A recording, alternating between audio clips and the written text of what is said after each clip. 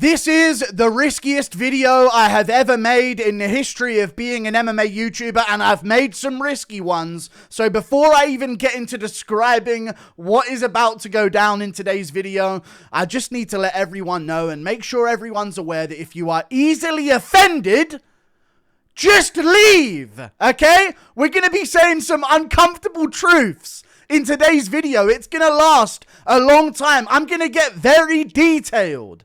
Okay? Because in today's video, we are doing the UFC Race Tier list, okay? Very risky business. Very risky business. But it's a topic of discussion. This is out there. Everybody knows what I'm talking about, dude. Okay? Different sectors of the fan base are rooting for different people, and it's just... Let's stop hiding this reality and just accept, there's some teams in the fan base of this sport, okay? There's some real teams, and that's okay. And I'm going to hope to sort of expand upon that in today's video, and hopefully we can all come together by the end and agree with what I'm about to say about certain groups of people on this earth. Very risky stuff. So there's going to be layers to this, okay? We're going to eventually get to a tier list. That's the end game, okay? And maybe I'll update it as I go through the video, because we're going to go through topic to topic.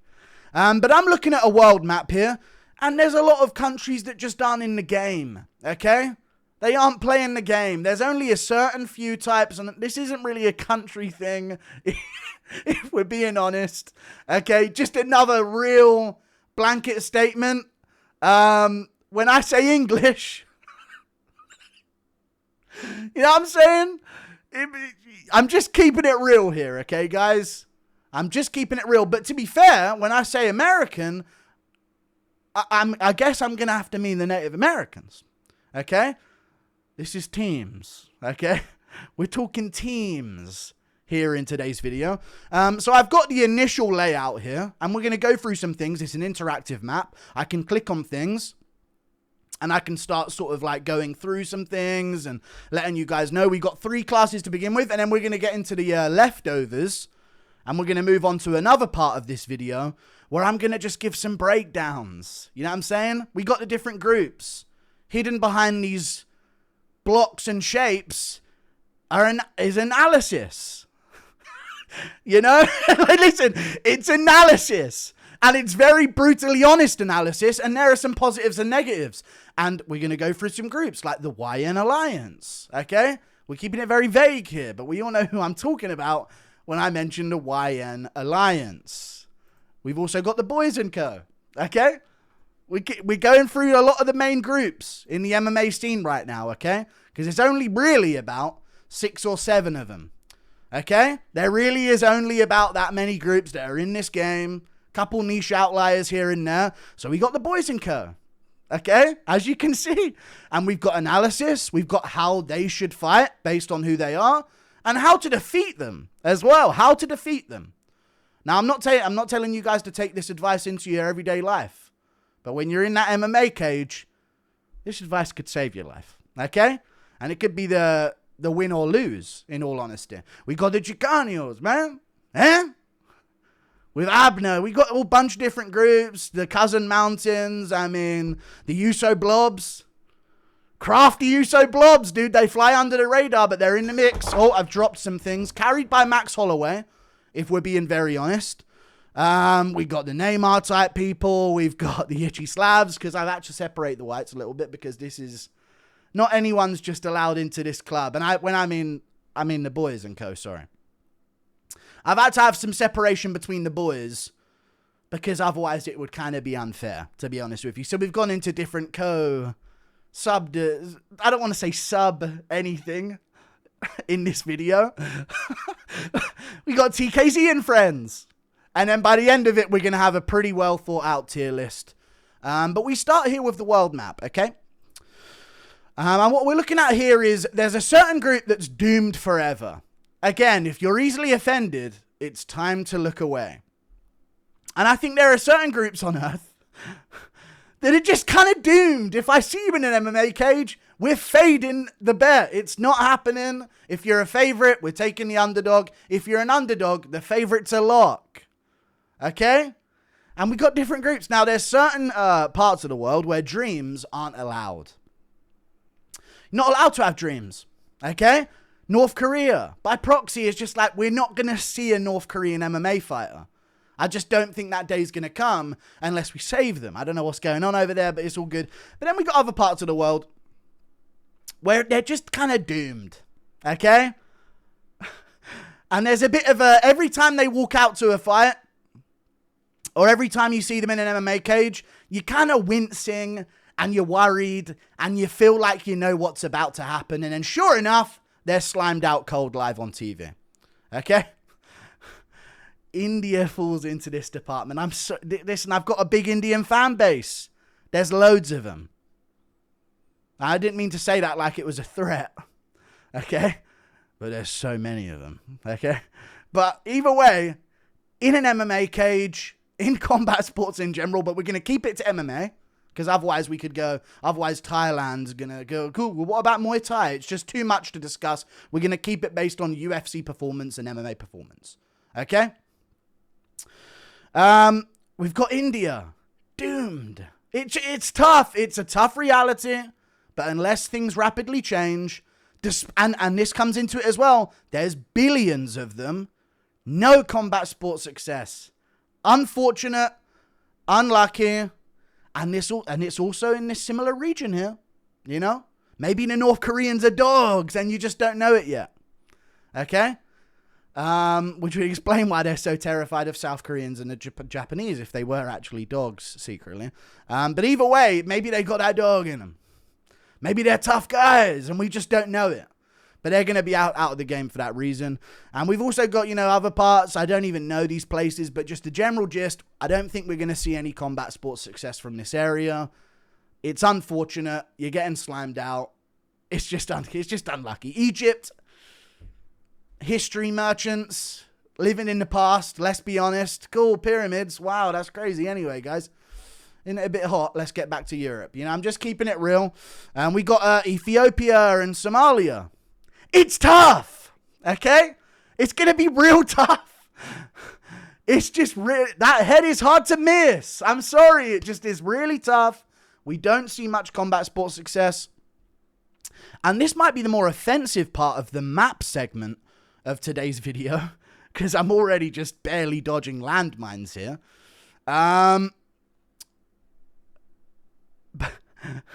But this is the part where doesn't exist. And I haven't heard about anyone from Madagascar. I'm not convinced it exists. And maybe that's ignorant of me. And listen, I know that there's an island somewhere. But if not for the film Madagascar, And that goes the same for Uruguay and Paraguay. And these places, we're making stuff up. We're just making stuff up. Mexico, in terms of when we get to the Chicanos, or maybe we'll get to them soon, when we get to the Chicanos, they're very Mexico heavy, okay? Very Mexico heavy. What's the rest of these guys doing down here? They're not really in the game. And then we've got the rest of them that are sort of potential that are in the game. And that's sort of this region here. But we don't really see too many fighters from this area, to be honest with you. Most of the fighters out of Africa we typically see in this area down here. Top right of the screen, off to that side, you know what I'm saying? And then we've kind of got this region around here where we don't really see many fighters. But I think if the infrastructure was there, they would be very capable in the game of MMA. Okay? They would be. And we've also got, Israel is, in my opinion, in the category. It's kind of a small spot. It must have no influence because of how small of a place it is. But they're just in the doomed category as well. We don't see any combat sports success. Zero combat sports success whatsoever from that region. But I'm just going to start filling up stuff. I think Kazakhstan's on the rise, but we don't really see them in the sport yet. And some other parts of here, we see some Moroccan fighters here and there, but again, these spots, we just don't really see anything, but I think the potential is there, so I'm marking them as green. Chile, little bit of a Pedro Pascal merchant, if we're being honest. If not for Pedro Pascal, who cares? You know what I'm saying? Not really got anything going on around these regions of the world. Ecuador's got some Morales, Marlon Vera. There's some hope there. But really the game is being played, if we're being very honest with ourselves here. If you look at the map right now, really the game is being played. I guess I should undo Myanmar. But really the game is being played by the countries that I haven't already been filled in here. Okay? And that's going to lead us to the next segment of today's video. All right? Which is the breakdown segment of the rest. I think I've very quickly, with just a few clicks at the start of this video, limited this tier list down to the best of the best. The ones that are doing the best in MMA, the ones that are doing the best in combat sports when it comes to MMA, so not combat sports, or it will get tricky. Then we're talking, what about Muay Thai, and what about this? And in ONE FC kickboxing, you know, we're not playing these games. We're talking MMA, we're talking UFC. And we just don't see anything from these regions that I've already marked out. Okay? So we're going to get into the breakdown section. And I'm going to just rip the Band-Aid off. Okay? I'm ripping the Band-Aid off. We're going straight in with the YN Alliance. Okay? And this is where we're going to get in. This is where I'm just... This is where there's danger. I don't mean anything by that, by the way, guys. Okay? This is where things is dangerous. You know, feelings could get hurt. But I'm going to be quite complimentary here.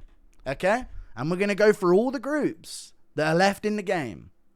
All right? And we're going to see where they mark up and where they stat up against each other and how they compare and what to do against them and how they typically fight and all of this. So we're going to start with the YN Alliance.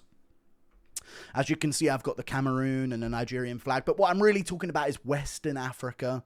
Western Sub-Saharan Africa is really what we're discussing here, because that seems to be the hub of which, you know, has the successful fighters out of Africa, to be honest with you. Other than South Africa, because let's not forget, Dricus du Plessis is the best African fighter on the planet right now. Let's not forget, okay? It's very uncomfortable truth, but let's just say, in my honest opinion, Dricus du Plessis is not a part of the YN Alliance for the purposes of this video, okay? I know that politically it is, and moving country is, and that's a different game. We're not talking about that. We're talking about 1,000 years ago. Who were you? Okay? And that's what I'm judging. So we're going to get into the analysis of the YN Alliance. I'm going to say some things. Okay? And then we're going to put them somewhere on the tier list. Should be, there's some goats. There is. We're going to do this on the current sport. I'm sweating so badly right now, not because of how stressed I am for what I'm about to unveil when it comes to analysis, but because it's boiling hot in the UK. But you know, they fell off, and that's okay. No champs. It's all good though. You know, the sport has ebbs and flows, yin and yang. You know, you're up one era, you're down the next. No champions. It is what it is, but that does not count out. These guys are in the game, okay? And boy, are they in the game. So we start off with the analysis here. World's fastest. There's no denying it. We've seen enough of the Olympics. These guys are fast, okay? Now, some might say, if you're known for being crazy fast, you guys have been running away a lot, okay? Now, I'm just going to give a compliment. Actually, just going to give a compliment. They're crazy fast. A to B, off the mark. Watch out. Okay? They're quick. And they're going to be a couple paces ahead of you. Okay? That's just the reality of the game. That's just the reality of the game. And it's a compliment, so no one's going to have a problem with it. Okay? The ones you might have a problem with are going to be coming later on in the analysis section. But they're very fast. Watch out. Okay? Early on in UFC fights, in the first minute, I know fighters, when they're going out there against a member of the YN Alliance, they're thinking to themselves, oh, please don't get slimed out in the first minute, which comes into our next bit. 1 minute KO ability, dude. I know it. When you're a fighter out there, even when you're a fighter from another region of the world, or another type of fighter, to say the least, I know for a fact, even if you're a heavy favorite and you're the prospect, if one of the YN Alliance is an underdog, that first minute is a treacherous time in the fight to navigate, okay? I'm thinking Terrence McKinney. I'm thinking just Ngannou, you know? If we make it out that first minute, we're in the clear. A little bit. Okay, second minute's still dangerous. First round's quite dangerous, to be honest with you. But when it comes to getting that first round, second minute, slime out immediate, the other guy just wasn't, he just didn't know what hit him. This seems to be the YN Alliance's piece de resistance, okay? This is their game. You're in their world, friend. In the first 2 minutes of fights, you're in their world, okay? We get into more analysis. All arms and legs, okay? Long arms, okay? Long reach, catch you on the... I was weaving out the way of a couple white guys in sparring. I was doing fine. Oh, you've been clipped by a member of the YN Alliance. And you've been slimed out. You've been put on a shirt live on pay-per-view. It's a different game sometimes, dude. 6'2", 80-inch reach. You never sparred shit like this. Whoa, hang on a second. The guy was sparring at a 72-inch reach. These guys have the longest arms in the game. It can lead to some power. It can lead to a lot of clip you when you thought you were out of range type danger. Okay? And that's another thing that they're quite good at. Clip you when you're out of range. You didn't see it coming. You thought you were safe. Boom. Matt Frivola's out cold. Okay? That's just how it is. Okay? Shit happens. You get caught. You get clipped. And they're all arms and legs. They are. They're all arms and legs.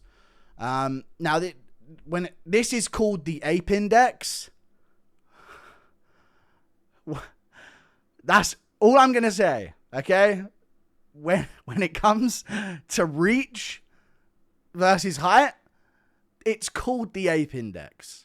We're going to move swiftly on to the next part of this analysis here and make no further comments on that, but that's just what it's called. But I had to disguise it by saying all arms and legs instead of saying they're the kings of the something index, you know, because it's a very risky topic, and we don't like covering risky topics here on the channel. But all arms and legs can lead to some problems. You got no torso. You know?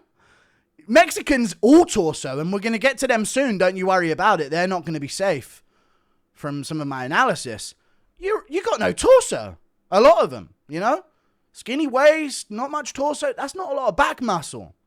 So yeah, you got the arms and legs, and you're picking at range. Low kicking at distance, Adesanya. We see you, okay? Ha ha ha. Making us sit through that for 25 minutes live on pay-per-view. They can't reach me. I'm low kicking them at range. It's fun, okay? And it's very tricky to deal with. But what happens when you get on the body lock of Israel Adesanya? Mr. No Torso, all limbs Adesanya. All of a sudden you're on the body lock. All of a sudden you've got him in half guard on the ground. You know what I'm saying? There's a lot of strength that comes from the torso of the body. Hips are a big deal when it comes to takedown defense. They just are. So are arms. But if you approach it a certain way, which we may get to in a second, there's ways to navigate this. Okay? There's ways to adjust and navigate this. Scrawny arms and legs. Now, some of the analysis is just taking shots, and it's going to be apparent throughout the entire video on everyone. Okay? But the forearm, the longer the arms, the longer the legs, you're not going to have that crazy mass. Black guys' legs, they're quite slim. We see it in the NBA. Very, high muscle insertions on the calf, very skinny calves. Couple low kicks could do you some favors in a fight against one of the YN Alliance. Of course, I need to keep saying YN Alliance. They're made up groups that don't exist. Pride. This is a big part of it, dude. Big part of it. They got that pride. They go, I know for a fact if they're out there and the white guy's beating them up, it's tough. It's tough, dude. That's going to play in your brain a little bit, but it comes into confidence. A lot of them are very confident. They're going to go out there. They're going to destroy. Arnold Allen's nervous backstage. Sean Strickland's nervous thinking he's about to lose backstage. I'm sure that goes for a lot of people but when it comes to ultimate confidence and crafty smirks at the weigh-ins, thinking everything's going to be sweet. We're dancing on the walkout, Malcolm Wellmaker. Who's this Ethan Ewing guy? Just another victim of my first round KO fest. That's a lot of confidence that comes from that. And that's a big part of their game as well. The ultimate confidence, the mindset, that can help you in fights. You know, we see a lot of fighters that get out there and they're great in the gym. And then when they get in front of the bright lights and the stage, it sort of gets a bit much for them. They're not performing the way they want to. They're slimed out in the first minute.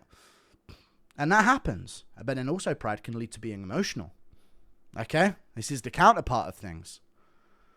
There's like a... I'm not saying that this is only applicable to them. But I feel like it does more than some of the others on this list when it comes to, oh my God, I'm losing to an Asian guy. Okay?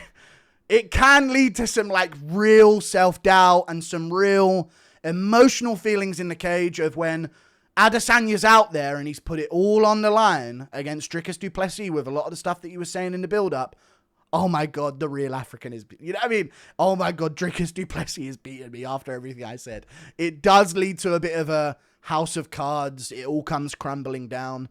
And maybe that comes into play when we're talking about, you know, the first minute slime out ability, the second minute, and then come round 2 and 3. Despite some outliers, listen, Demetrius Johnson, Anderson Silva, you know what I'm saying?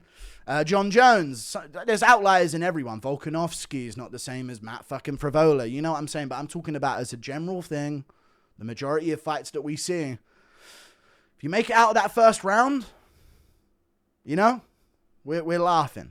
Okay, now the game begins. You're in our world, friend, you know? Visible damage exploit. This needs to be talked about. This is why Jared Cannonier beat Sean Strickland by decision. Let me clear my nostrils. The visible damage exploit. Visible damage rule. Bruising, swelling, blood. That shit shows up more on white people, dude. It does. It really does.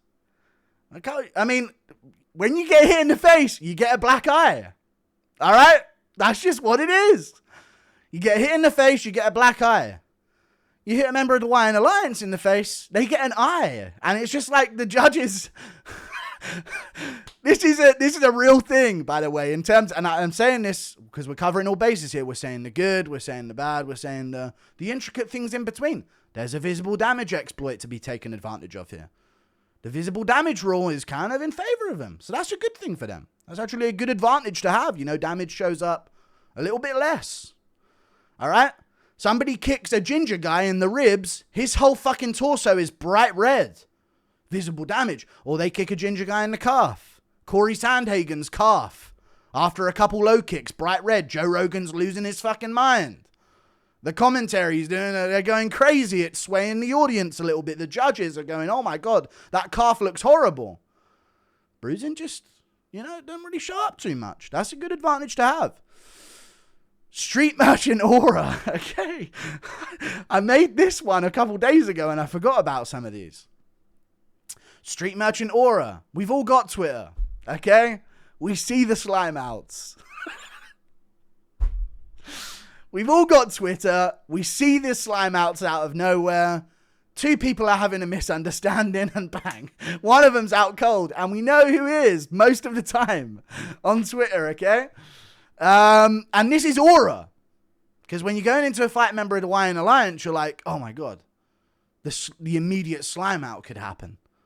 If you're going in there against a Mexican guy, you're thinking, oh, don't take me into the later rounds. Oh God, if this goes into round 4 or 5, I could be in some real trouble here against his volume. You know, it's just a reality. But when you're going in there against a member of the Hawaiian Alliance, there's that street merchant aura. Where you've seen the clips, the school fights.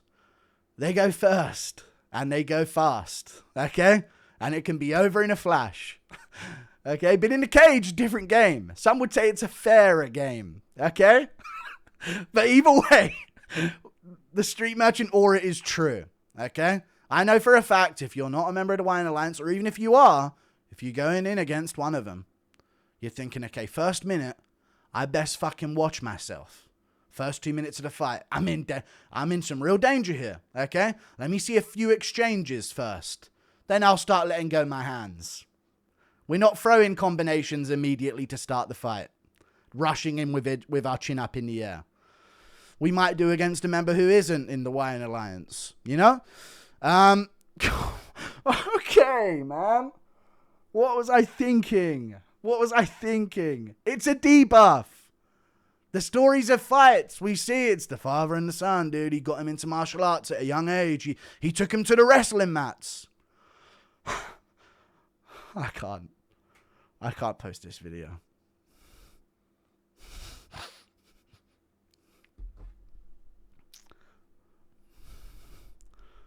He took him to the wrestling mats.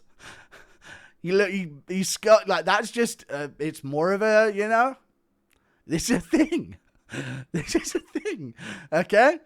I bet you I bet you John Jones got called white by his friends going to school. John Jones is so white, he's gay. Okay? That's how it is. Demetrius Johnson talks about this a lot when he was getting into martial arts and the certain things that he was into at a young age. Oh, you're white.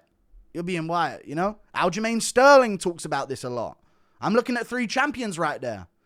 Marty Usman, hello? He changed his whole name to blend into that scene. Okay? It's just a different scene. And it takes that sort of like, your dad takes you down to the wrestling mats. And at 3 years old, he's really got a plan for you. And that just is a less likely reality in the YN Alliance. There's a real problem that we need to sort out. Okay, and that's the point of this video. Nose build buff. Okay, here a compliment. Thank fuck. A compliment. Nose build buff. Their noses don't break as easy. I did a bit of boxing when I was younger. I didn't. But I've been around gyms. I did a bit of Muay Thai. There you go. Did a bit of Muay Thai. I've heard stories in the boxing gym. White guy's nose. That's going to get broken. That's going to get broken. Black guy's nose. Harder to break. It's not got that big, long, sharp... But I mean, P. Diddy as an example maybe wasn't the best, but he's more a Somalian type of... Either way, I shouldn't really put him in the mix, but look at LeBron James. That's not just some long bone down the middle. As protruding. The side profile's not as crazy when it comes to things that can be knocked in and shattered and broken. So there's a nose build buff. There is. Nobody wants to talk about it, but that's what we do here on the MMA Guru channel. There's a nose build buff. Rogan glaze advantage. Very real thing. Joe Rogan. I'm sweating an insane amount. Very real thing, Joe Rogan. Rogan loves you. Okay, the YN Alliance. He really, really loves you guys. Loves you. He'll make up excuses for you on commentary. If you haven't thrown a right hand in 30 seconds, or if you haven't found a KO within the first round, something's broken. Rogan figures out something's broken. Usman's broken his right hand. Then Usman slimes out Covington in round 5. Oh, I guess Usman didn't break his right hand. My bad, guys. Usman's having real problem on that foot. There's something up with Adesanya. Look at those feints from Adesanya against Jan Blachowicz. The Rogan glaze advantage on commentary is insane. Rogan loves you guys. Some say in a weird way. That might be a future video, okay, on the MMA Guru channel. But the Rogan glaze advantage of the YN Alliance. At one point in time, Rogan was listing out the future dangerous prospects of the sport. And I think he mentioned something like some of the fighting nerds. Or I think he was talking about like Ilia Topuria. Look at Ilia Topuria right now and what he's doing. Look at Alex Pereira and what he's doing. And look at Ryan Spann. I just chucked in Ryan Spann in the mix. Rogan loves you. Some say in a weird way. We'll leave that up for discussion. Yeah. That's what it is. Rogan glaze advantage on commentary is a very real thing. Low-key chinny for real. Okay, I'm just going to keep it real. Long necks. Low-key kind of chinny. We got to talk. I should have done a different group first. Because every one of them is quite critical. Should have done a different group first. Realizing that now. All good, though. Let's just rip the Band-Aid off. Low-key chinny for real. We got to talk about it. Okay? And it just... John Jones has a great chin. That's one. And Ngannou's got a great chin. Some of the heavier guys have got good chins. But I just see a lot of jelly. I see a lot of jelly legging. Okay? I see a lot of it. And it's very important to note as well, you guys, when we get slammed out, we're getting hit by you lot. Okay? But when you get slammed out, you're getting hit by us. What are you getting slammed out for? But the slime out happens nevertheless. Okay? I just very rarely hear like, oh my God, the chin on this guy. You know? When it comes to a member of the Wyatt Alliance. That seems to be reserved for a Marvin Vettori, for a Mexican, okay? We're going to get to the Chicanos in a second, okay? Because that's like a huge part of their game that we're going to talk about. But it just hardly seems to be the thing to talk about, you know? Although some of them have great chins, and some of the guys, everyone at the top of the sport seems to have a great chin in general, no matter who they are. But when it comes to the unranked area, you guys don't take a whooping too good, okay? Just keeping it real. Jelly leg. If I think of someone going jelly legged in MMA right now and doing the chicken dance, Kevin Lee springs to mind. Jellying all over the place. Somebody who fought Oliver, Danny Roberts, Leon Edwards, Lerone. You know, it's just is Lerone jelly leg merchant? Maybe not Lerone, but there's just a lot of jelly legging going on. Jimmy Manoa used to be a victim of the jelly leg syndrome, where a shot that shouldn't really have KO'd him, all of a sudden had him going all over the place like a Quap character. It happens, and it's a very real thing, okay? Low-key chinny for real. It's hard to get to that chin when you're pulling out of range and hitting us with long arms. But once it happens, it can be tough. Walkout merchants, this was just to fill up the screen. Malcolm Wellmaker is a big example of this. Sometimes you can be too confident in the moment, you know? You can be too confident, too switched on. I'm dripping with sweat.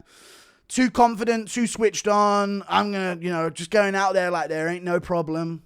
Like there ain't no dangerous moment about to happen because the win's already happened. Sometimes it's good to walk out with those nerves. Okay? Even when it comes to like Pereira sometimes when he's walking out, I feel like I'm not feeling the aura. You know? I always mention saying that before some of the Yuri fights. I see the nerves. And when you can see nerves, normally they're going to be a little bit better off, unless they're completely petrified like Aldo was against Conor McGregor. Sometimes you need to have those nerves. Keeps you switched on early. And if you diminish it too much and are embracing the moment and living for the walkout like Adesanya used to do sometimes, the performances can backfire. How to fight, okay? Now this is the game plan for the Wyatt Alliance in terms of how they should go about doing things in the cage based on their group. Start crazy fast, okay? You got to start crazy fast. This is the advantage. You go out there, you blitz a nervous someone else, okay? Straight to work. McKinney has made a career out of this. Now he's either slimed out or he's sliming out someone. But typically when McKinney slimes out someone, it's in the first minute. And when they slime him out, if they're not Esteban Ribovic, it's after they've survived the slime out, okay? Start crazy fast. You get on him immediately and you start throwing. Speed kills. They don't know what's... Kyle Nelson don't know what's fucking hit him with his little moustache. I was hoping to get going in round 2. And they're dead. Live on pay-per-view. Okay? Distance striking. We're using them limbs. Okay? Never go full Randy Brown. But mix it up a little bit, you know? We're low kicking at range. We're going for the calf. We're jabbing and moving. We're keeping our distance. This is why they're pretty good at boxing, these lot. At least in the babyweight divisions these days. Distance striking until the KO presents. We saw this Paulo Costa Israel Adesanya, a perfect example. Adesanya's chopping him up at range. Paulo can't even get a glove on him. And then eventually, the opponent's going to be like, oh, well, I guess I've got to rush in. They're off. Lanky arm, 80-inch reach, swings around the corner, catches them on the chin. As they come in, blitzing forward, and boom. They're out cold in the first round. Disaster is struck. Threaten chokes. Got long arms. Chuck a guillotine. Now, this is actually a bit of a problem because guillotines are kind of out of meta. People have learned how to deal with the guillotines. Okay? They've learned how to deal with the dash chokes and the anaconda chokes and all of these types of chokes. And the front chokes are quite crafty, to be honest with you. A lot of guys are getting caught with them. But the guillotines have kind of gone out of fashion. But with long arms, you can get a standing high elbow guillotine. You can catch him from different angles. Good for... I mean, Chandler's never going to get a fucking dash choke in his life with his little T-Rex arms. Okay? Let's just call it what it is. Jalen Turner, if you're shooting in on a takedown, he's always got a chance latching up that neck, getting the arm around it, and cranking a guillotine. And then we're going to go into how to defeat. Now, use this whatever way you want to use this. You're walking alone at night. No, I'm joking. We're keeping it in the MMA cage. Watch out early. You're sweating in the locker room. Never throw hands in the first 30 seconds. You are not going to KO this guy in 30 seconds. You do not trade early in the fight. We're not going for extended exchanges in the opening moment. We're distance checking. Paddy Pimblett against Bobby Green. We're keeping our range. We're low kicking. We're chin up in the air. We're low kicking Bobby Green. We're waiting for him to make a mistake. Okay? So you got to watch out early a little bit. Grant Dawson. You could learn from this. I should be an MMA coach using this fundamental piece of information I'm going to dish out in today's video. Watch out early. Grant fucking Dawson. 3-minute crafty grin. Now this is give or take. You can do this if you want. You don't have to. But the 3-minute crafty grin, it's going to tap into this. Okay? The emotional pride. Couple minutes in, give him a Reina Dorita. One of them. Gilbert Burns did this to Hamzat Chimaev. But after 3 minutes, if they've gone for a slime out and you're still standing, okay? Give him that Dober smirk. You're in my world, friend. We're about to go into round 2. You know? And all that fastness and that sudden switch off ability. Now we're in a different game. Now it's about grinding out. Now it's about pushing you up against the cage. Ripping the body a little bit. Uh-oh. Nate Landwehr's coming on strong. This is the game. Okay? David Onama. This is the type. We see these types of stereos. I don't even mean to say it that way. We see these stereotypes play out time and time again in the cage. And sometimes it does just come down to who you are. Okay? And how it'll always be. High volume. Mix them up. Nate Landwehr shit. Okay? We're going to the body. We're landing volume against the cage. They didn't slime you out with the first shot. They ain't going to have the same amount of power in that second one as you're coming in. You got to stay on them. Put them against the cage. Rip the body. Land to the head. We're moving. We're comboing up. And sure enough, you're going to be in the clear. Attack the legs. Gabriel Bonfirm did it against Randy Brown. Chew up that calf. Chop it up. Slam the calf kick. Don't let him have that leg kick game. You got to play that game with him. Jan Blachowicz did this very well against Israel Adesanya. Alex Pereira went to the legs against Israel Adesanya big time and shut down that game. You can't let him do it, okay? Tall man grappling. Moicano did this against Jalen Turner. We're in on the hips. We're not trying to shoot double legs and single legs. We're in on the hips. We're spinning. We're dragging. We're getting them down. Far side wrist control. Because they're going to try and post on them long arms. Okay? Far side wrist control. Dagestani handcuff. We're going into mount. We're going into side control. Not side control. We're going into half guard. We're going into mount. These are the games we're playing. Okay? That's tall man grappling right there. And now we're going to move on to another group. Okay? Let's move all of it out of the way just so you can get a full glimpse of what we've gone through. Now we're going to move on to another group. Thank God. 38 minutes. Okay. The Boys and Co. Okay? The Boys. You know the Boys. We're a real niche group. But we span across a few countries for reasons I'm not going to delve into because it makes us look bad. Okay? But the game was the game a couple thousand years ago or a couple hundred years ago. So we're all over the place. But for this video, we are one. Okay? Let's get into the analysis here. Paddy Pimblett, Sean Strickland are the representatives. Paddy Pimblett's fucking face. World's strongest. Hey! We two can play this game. You have this repertoire. We're some strong cunts. That's the truth. Grip strength is another game that we're going to get into soon when it comes to the Caucus fighters. World's strongest. We got some big, strong moves. Chandler standing up in round 5 with Oliveira on his back. You know? Got some real tarred, weird strength. Let's just get into it like that. Weird strength. Pretty strong cunts we are. We got gingers. We're going to get into... Gingers are stronger than regular people. That's the truth. A lot of people don't like to admit it, but I'm going to get into gingers soon. Pause. Well, any female viewers? Well, there's none. Well, strongest. We're some strong guys. We're going to hoist you up. Take you down. Big, strong moves. Not the fastest, but still quite fast. Okay? Second place ain't fucking last. All right? There's a lot that we're still faster than. So we're still quite fast. Okay? Well-rounded. Okay. Well-rounded DNA base. This is what I was talking about. Not the fastest, but still quite fast. We're not the most durable, but we're still quite durable. We're not got the highest IQ, but we're still pretty good in that department. You know what I'm saying? There's not really a thing where they're crazy slow. They're crazy weak. They're crazy frail and not durable. When it comes to our fighters in the game. So it's sort of a well-rounded game. We're not really spec'd in any area. We're not really the best in any certain departments. But we're kind of good all round. Okay? We're kind of the all-rounder of the game. Like Mario, if you're playing like one of them old games. You know what I'm saying? Not to say anyone's Donkey Kong, but we're kind of like Mario. We're the all-rounder, Luigi and Mario. We're kind of just a bit of speed, a bit of acceleration, bit of this, bit of control, you know? In the old Mario Kart games. Main character syndrome. This is a big deal amongst the boys.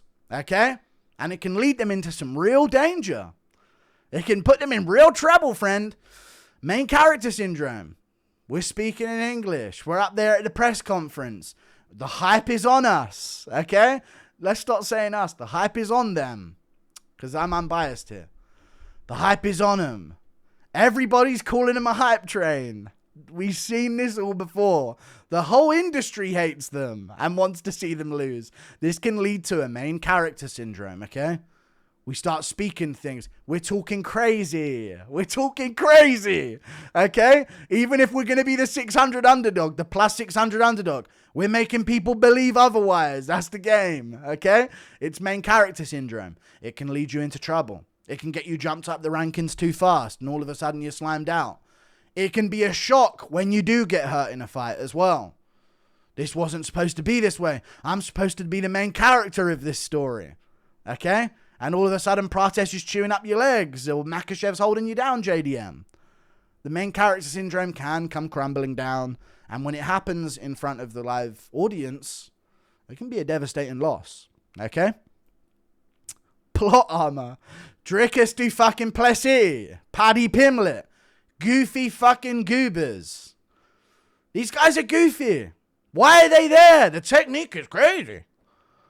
The technique doesn't make any sense. How is this guy fighting for a world title? Sean Strickland. How's he doing all of this with a jab and a teep?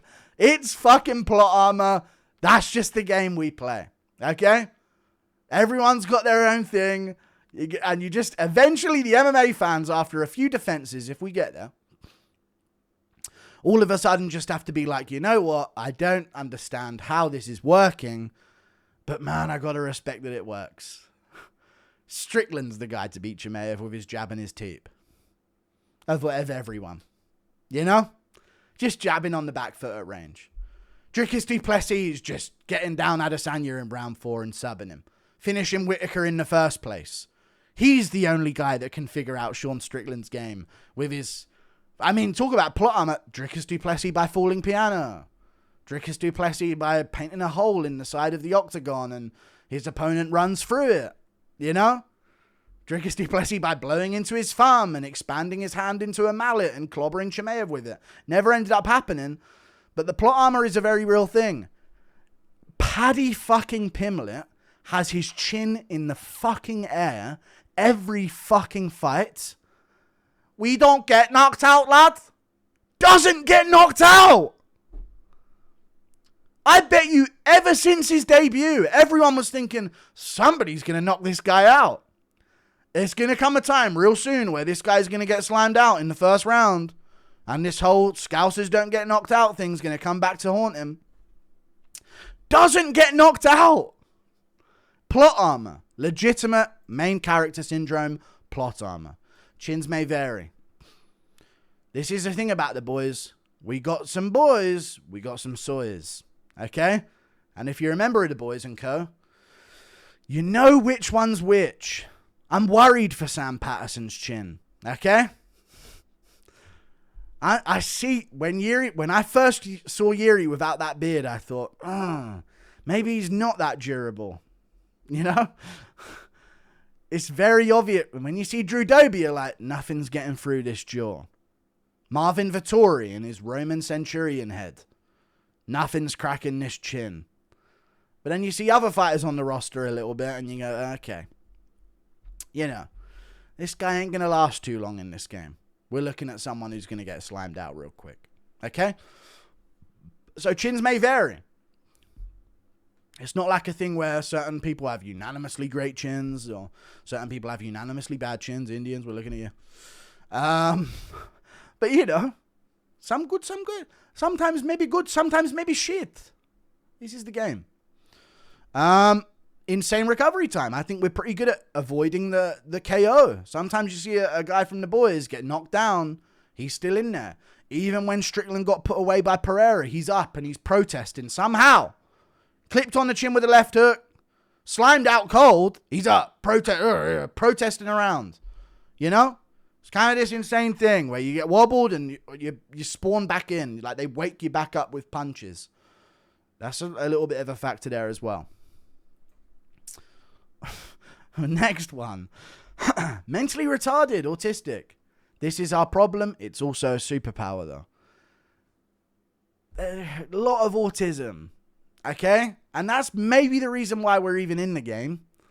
Because, you know, some of us up to do stiff upper lip. We've got jobs to do, futures to focus on, you know, and jolly good and all this.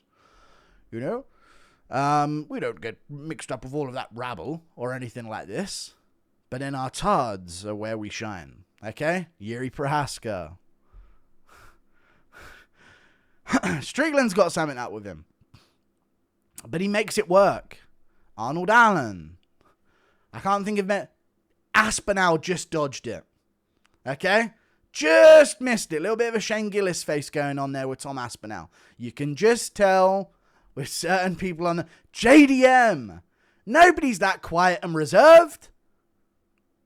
Asperger's. You know what I'm saying? Something. JDM. Yeah, I'm just going to goddamn win.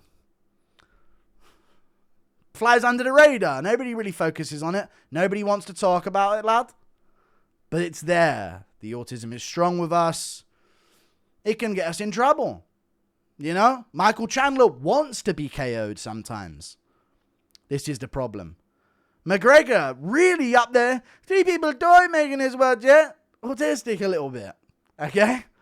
And across the board, you look at a lot of the characters that come out of the UK and the US, even though O'Malley's got that sort of disposition to him a little bit. I've got a touch of it. It's just a real weaponized tard. It can lead them to making foolish decisions in the cage and getting them slimed out, but it can also lead to some great success because that's the reason they're fucking doing it in the first place. Why are you fighting in a cage to someday make 12 for 12? You're from the first world. You know what I'm saying? You're from fucking Sydney, Australia. What do you... Someday I'm going to make 12 for 12 in the UFC if it all goes my way after 7 years of training. What's the fucking thought process here? A little bit of tism. Okay? Gingers.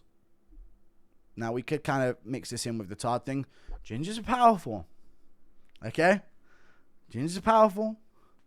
Gingers are very powerful, guys. Very, very powerful. Secret of the game. That's why others want to claim them. I see the fucking trends online. A lot of people trying to claim gingers as their own. They're ours to bully and no one else's. Okay? They're our bitch. Okay, no. Gingers, they're strong. Different grip. Okay? We'll get into the Caucasians in a second, but inbreeding may come into this. Different pain tolerance. They take more anesthesia to get put to sleep. Okay? And if you look at a lot of the fighters of the boys and co in the UFC, Gaethje's ginger shines through. I know he's a bit Mexican as well. His ginger shines through. Corey Sandhagen, you know? Conor McGregor with a gingery touch. I don't know why I keep going back to Matt fucking Frivola, but we're going back to Matt Frivola again. Okay? But if you just see a white fighter now and then, look when Josh Emmett grows his beard. Crazy power. He was bald, so he never knew. He was an undercover ginger the whole time. That describes, and now we understand why he's slamming people out left and right. It's clobbering time. My cousin, Lewis McGrillen, clobbering time enthusiast. Slamming people out left and right.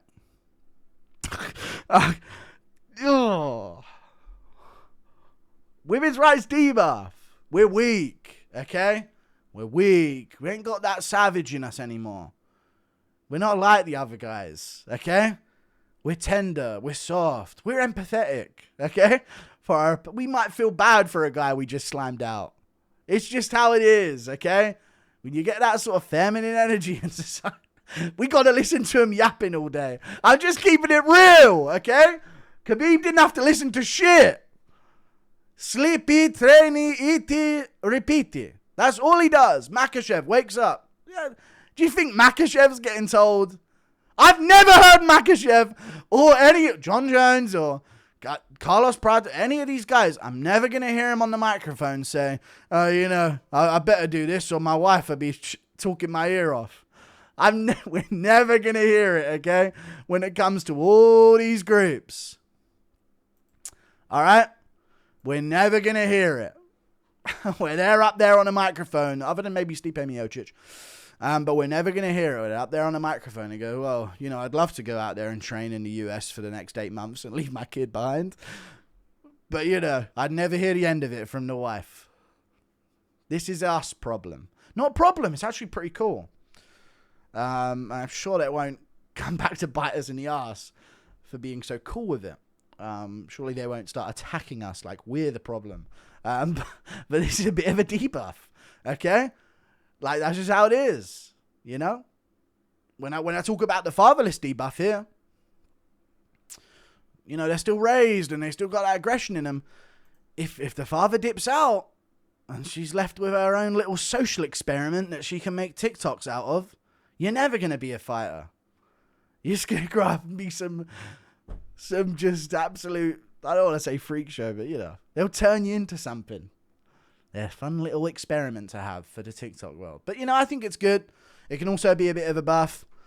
But they've got jobs, You come home from training, you got to cook your own dinner. I can go off. Am I sounding that angry about this? It's just one of them things. It's just one of them things. It's all good, though. It's all good. Oh, no. Dude, I made this a couple days ago, and I did not remember half the things I was putting in there. But gay. Got a lot of gays. They're not in the game. Okay, when we talk about places that just aren't in the game right now, they're not in the game. Other than John Jones, who's bottling it up. That's that rage. He's raging. Oh, who I am, and it builds up inside him, and eventually, he can't take it anymore, and he lets it out on poor Alexander Gustafsson. It's the game. It's the game. Also, women's rights debuff is the thing. Now they've got them, they don't want to make more of us. So this is our last stand or two on the earth. And these last two sort of play into that, where it's kind of like we're running out. Okay?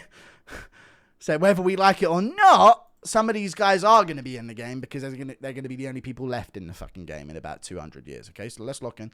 It's all good, though. Then we've got visible damage debuff. We mark up easy. We take damage easy. This is a big part of the problems with this class. I don't want to say class. But you know what I mean? Like in a video game, you would pick your classes and tank or this or, speedster. Mage. Visible damage debuff. Visible damage debuff. You punch them, they cut. Blood streaking all over him. It stands out. Dynamic against the skin. Swelling. Calves show up red immediately. bruising is showing up immediately. If you're that pale, if you got that ginger in you, your whole body's going to be red and cut up, and all of this is going to be visible, okay? And your cheek's going to be swelling up a little bit, and your lips are all puffed up because they're not already. So that's a difference to notice. Your nose is going to get all swollen. The nose is a huge problem. I think I've put nose build debuff, okay? Because the nose is a huge problem. We saw that with Strickland versus Chimaev. Strickland was marking him up real good, but because Chimaev clipped him on that nose, it looked like he was a member of APAC. That was his words, not mine, YouTube administration team. Okay, let's just leave the last one. But yeah, visible damage debuff. It's true. We mark up. Damage shows up. We swell easy. We bruise easily. We're like peaches, okay? We're just great. We're just some delicate peaches.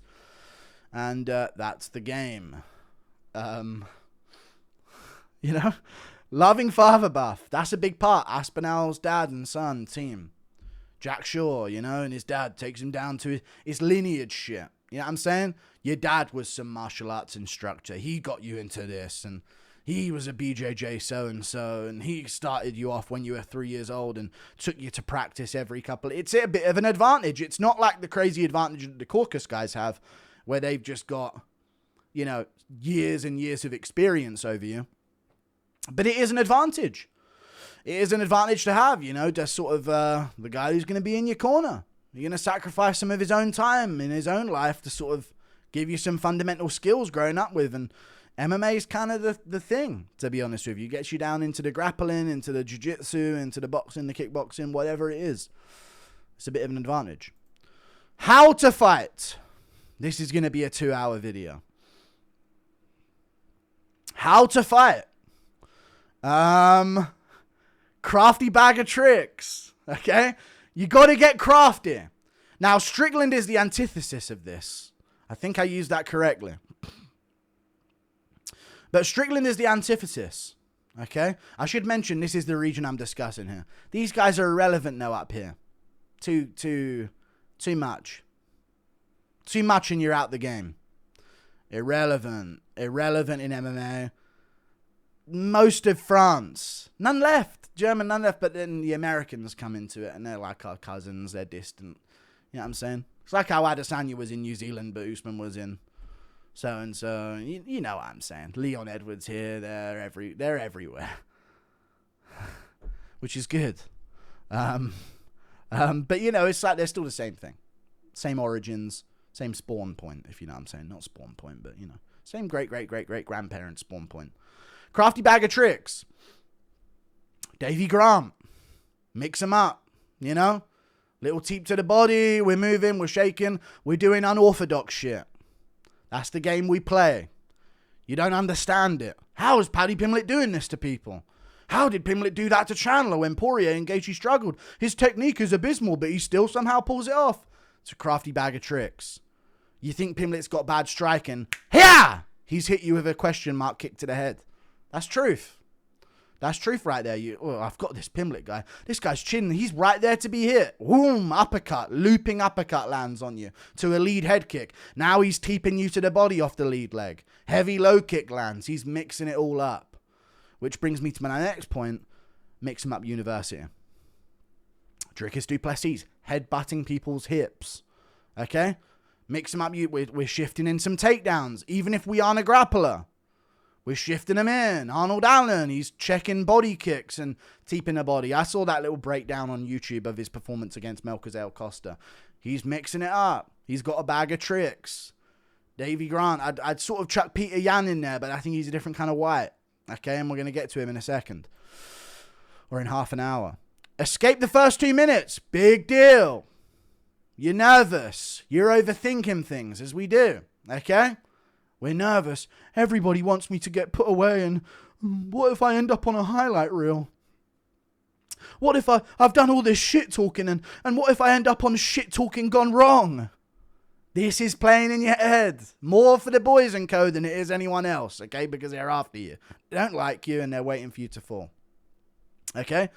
You got a target on your back. You sit here and there, it's time to back up all that talk you've been doing. This is a boys classic. This is the Boys & Co classic, dude. Sitting there backstage. Oh, shit.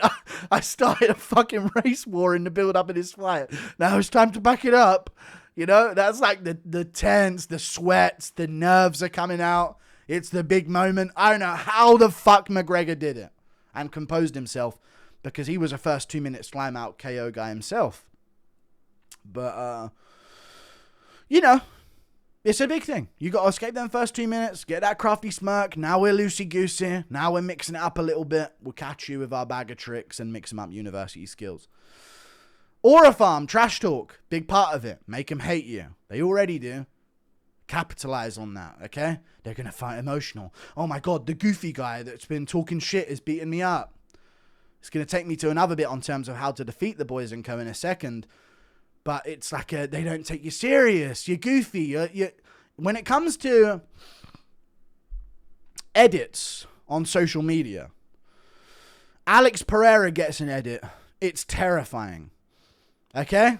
Let's just call it what it is. Alex Pereira gets an edit. It's some terrifying music. His fight's playing in the background. And Ngannou gets an edit. These guys, anyone gets an edit.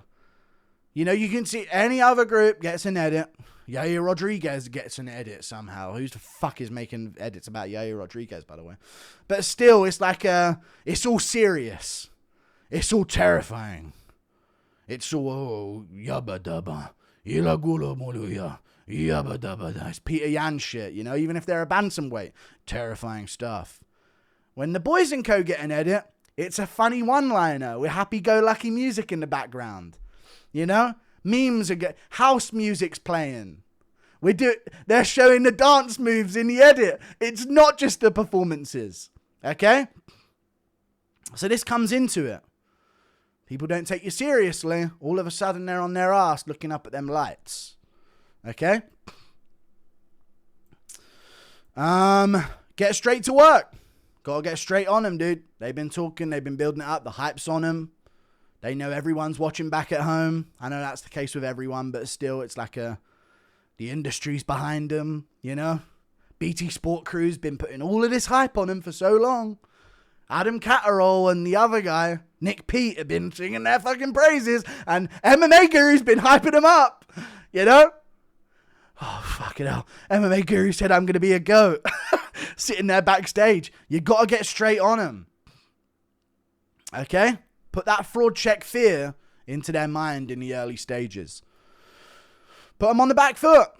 Okay? Very rarely do we, even McGregor, and I'll get into this, very rarely do we see one of the Boys & Co on the back foot getting a slime out KO as someone comes towards them. Okay? It's like a beat him up, put him away type KO is typically the case. And before you tell me Conor McGregor, when it comes to, I'm not talking about counter-striking, I'm talking about on the back foot, floating around, catch you coming in and put you away. Often it's a sequence. You hit them against the cage, they're wobbled, they're hurt. Now you go in for them and you put them away and it's a devastating finish. So if you put them on the back foot, it's very rare they're going to sort of like slip away and fade away, flatline KO you. Even McGregor used to do like pressure where he's on the front foot, but he's still the one countering you. Where he's in your face, backing you up, you throw, he pulls back and lands. But if you put him on the back foot and get him on the pedal, less dangerous, if we're being honest. Take him seriously. Don't fall for all that goofy shit, okay? Pimlet's up there on stage calling Ilya Topuria a sausage and a this and a that. Dancing around on the stage. Arnold Allen's talking about his fucking cat in the build-up. You know? Sean Strickland's got a do-rag on and a blunt. We're goofy goobers, okay? You got to take us extra serious. Or could be in danger. Dricus du Plessis, he's so trash. How's he ever going to win? Oh, DDP by a fucking falling anvil. DDP by Adesanya stepping on a rake. You're choked out in round 4. Oh my God, the memes. I shouldn't have listened to the memes. Tom Aspinall gets an edit. He's the fucking prince from Clash of Clans. You know? And then he gets another edit where it's him getting poked in the... I push my fingers into my eyes. And he's cracking... You ever been fingered by an MMA fighter? It's just more joking. Can't fall for it. You got to treat him like you would a Brazilian savage. Okay? Fight dirty. Don't like it is a big part of the Boys & Co. Fight dirty. Couple head clashes. Eye pokes. Okay? Eye pokes. It's a very big deal. Stomp that ACL. We'll wince over and curl up in pain. Okay? Fight dirty. We like it. There's honor. We have honor, us. You know? We're the honorable folks. We play by the rules here. Unless you're Michael Chandler, but he's kind of switching teams, if we're being honest. But fight dirty, you know? We're going to be annoyed by it. The dishonorable activity is going to... you know? I can't fucking see anything, mate. He's poked me in my eyes, lad. You know, like it's a recurring thing. Stomp Till's ACL. He'll complain about it for 5 years. You know? It's the game. You got to fight a little bit dirty. Mix it up on the inside. I think the UK and the US is very technique heavy. You know, people are sort of made into what they are in the gyms. There's less people that are just dogs in the streets turn to it, like from the fucking favelas or something, you know what I mean? Like Pereira in a tire shop, just nuking people out cold.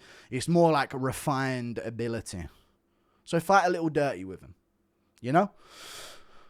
Visible damage exploit. Mark them up, cut them open, break the nose. You got to go for all of that type of stuff. I will say when it comes to the Boys & Co., there's always something. There's always something. Allen's broke his hand again. You know? Arnold Allen's broke his fucking hands again. Here we go. He's out for another year. You know? Conor McGregor snaps his fucking leg. Chris Weidman snaps his fucking leg. Paddy Pimblett blinded in his eyes, poked out by Gaethje in the fight. Paddy Pimblett gets morbidly obese between fight camps. Maybe this could come down to like main character syndrome or be a counterpoint to plot armor here. Paddy Pimblett, just a UFC fighter, doesn't fucking diet. I know he does when it comes down to fight, but just stuff in his face. You know? Not living really like an athlete. Big belly on him. Look at that is an unedited photo of him at the top of the screen. There's just always something. Aspinall steps out there against Blades. Boom. ACL ruptures. It's over. He's out for years. Aspinall comes back after years of being on the sideline because of John Jones being a pussy. Eye pokes by Cyril Gane. I've got Brown syndrome in my eye. You know? He's out for even longer. Bisping. One eye. There's always some goofy extracurricular thing going on that is like the reasoning for like their demise. And that's a big part of it as well. Call it cope, maybe. Maybe you could just call it cope. What's the next thing? Oh, we're moving on to another group, okay? The Chicanos, man. As you can see at the top of the screen, I've got Canelo Alvarez and Abner from 60 Days In, I think was a really good example of the Chicanos. He's the enforcer. I'm the enforcer in the pod. He was talking with the woods. I love Abner from 60 Days In. So he's going to represent the Chicanos alongside Canelo Alvarez, which this is. So the Chicanos, let's get into the analysis, okay? I remember this one. World's best chins. Round of applause. Okay, the compliments are early. World's best chins. These guys have got some fucking chins on them. Okay? Don't know why. Don't know what the science is. I don't know the reasoning for it. Okay? But these guys can take a fucking punch. Real shit. Boxing has proven this over the years as well. These guys just got some granite chins on them, man. Real granite chins. Amazing. Durability to the jaw. They're not chinny. Very rarely. Sometimes they will be slammed out. Listen, they're human. You can be slammed out. You can get beaten up or whatever. I might even include like Vera. Marlon Vera is Mexican if we're being real. You know, these guys have got some great chins. Diego Lopez, I swear, was Brazilian that moved to Mexico. And because of that, he got a great chin. It must be something in the air in Mexico. What are you putting in them tacos? Okay? What's the secret? Because we need to share that around the rest of the world. The Indians could do with that. Okay? They might become a threat in the game. World's best chins. These guys are tanks. They're durable. But I almost feel like that their great chins is the thing that keeps them in the fight. It keeps them in the combat sport world. Because over 5'10" debuff is a real thing. Not baby weight merchants, but mid-weight merchants, these guys. I've never seen a Mexican. I don't think Reyes is one. But even he's built like Crash Bandicoot. It's like his limbs were like, we're supposed to be 5'2" when it comes to looking at his legs and his arms. Because he's all torso. I'm sure they stretched him in a lab to become the guy to beat John Jones, only to be brutally robbed, you know? But over 5'10" debuff. Once a Mexican goes over 5'10", saggy, blobby, Andy Ruiz, Cain Velasquez. You can use that stuff to your advantage. You still got a great chin. You can push a decent pace. But you blob max after about 5'10", 5'11". Rare to see one over 6 foot. And this, of course, leaves them out of the heavier weight divisions of the sport. Okay? Which is something that, you know, the Boys and Co. and the YN Alliance, that's kind of those are our divisions. We're the big boys. You know, where, you know, even though the YN Alliance aren't as big on average, they get big well. You know? Where even when they don't turn into blobs over 6'4". And the Boys and Co. are quite similar in that regard. Okay? Over 5'10" debuff. Very real thing. You see these guys in the featherweight division unranked area, the lightweight division unranked area, but not too much other than that. Cardio merchants. Big on the cardio. Watch out in those later rounds. You're fighting Marlon Vera, you best be able to do whatever you want to do to him for about fucking 15 minutes. Or you're going to be in some real trouble, or 25 minutes. If you're going in there against a guy from Abner's crew, then you best be able to do that shit for the whole distance of the fight, or they're going to get on you in those later rounds. Weak to... I didn't have to be harsh with it. Weak to flabby belly. True. Very true. Can Mexicans have abs? This is a big myth that we're looking to get busted. Who knows? The verdict is still out there. Can they have abs? Because I see a lot of 5'9", 135-pound Mexicans, not an abdominal muscle in sight. Just a sheet, a sleet, a layer of flabby sleet sags over the top of their midsection. And we see this with Anthony Hernandez. This is why the Mexican, they call it this. When you have a bit of flabby belly and you're a bit skinny fat, they call it fluffy. And that's derived from a Mexican nickname for chubby kids. I'm so cultured. You have no idea how fucking cultured I am. Let me lecture you on that. They're flabby flab. Very fluffy. Anthony Fluffy Hernandez. It ended up being his fucking demise. Okay? They're weak to the body. You got to go to the body on him. Hit him with that knee as they come in. They're going to be pushing forward. They're going to be cruising for a bruising. Looking to take one to give one. Back you up against a cage. Put that mustard on you. Put that volume on you. Go to that flabby belly. Teep him up. Knee him to the body. You know? Eventually, if you hit enough time, candies come out of him. No, I'm joking. Food corruption. Kelvin Gastelum, Andy Ruiz. They can lose themselves in the food. Okay? You've heard about Lost in the Sauce. But their sauce is a little different than the one that sort of saying refers to. You know? That saying kind of refers to being lost in the sauce of like the bouginess of the game that they're in. You know? You don't want to get lost in the sauce. I'm dripping with sweat. You don't want to get lost in the sauce, lost in the bouginess and the bright lights, but Mexicans get lost in the gravy, if we're being honest with you. Andy Ruiz had a chance to pave the way. Just couldn't fucking put down the fucking fork. Fat boy. Stupid fat fuck.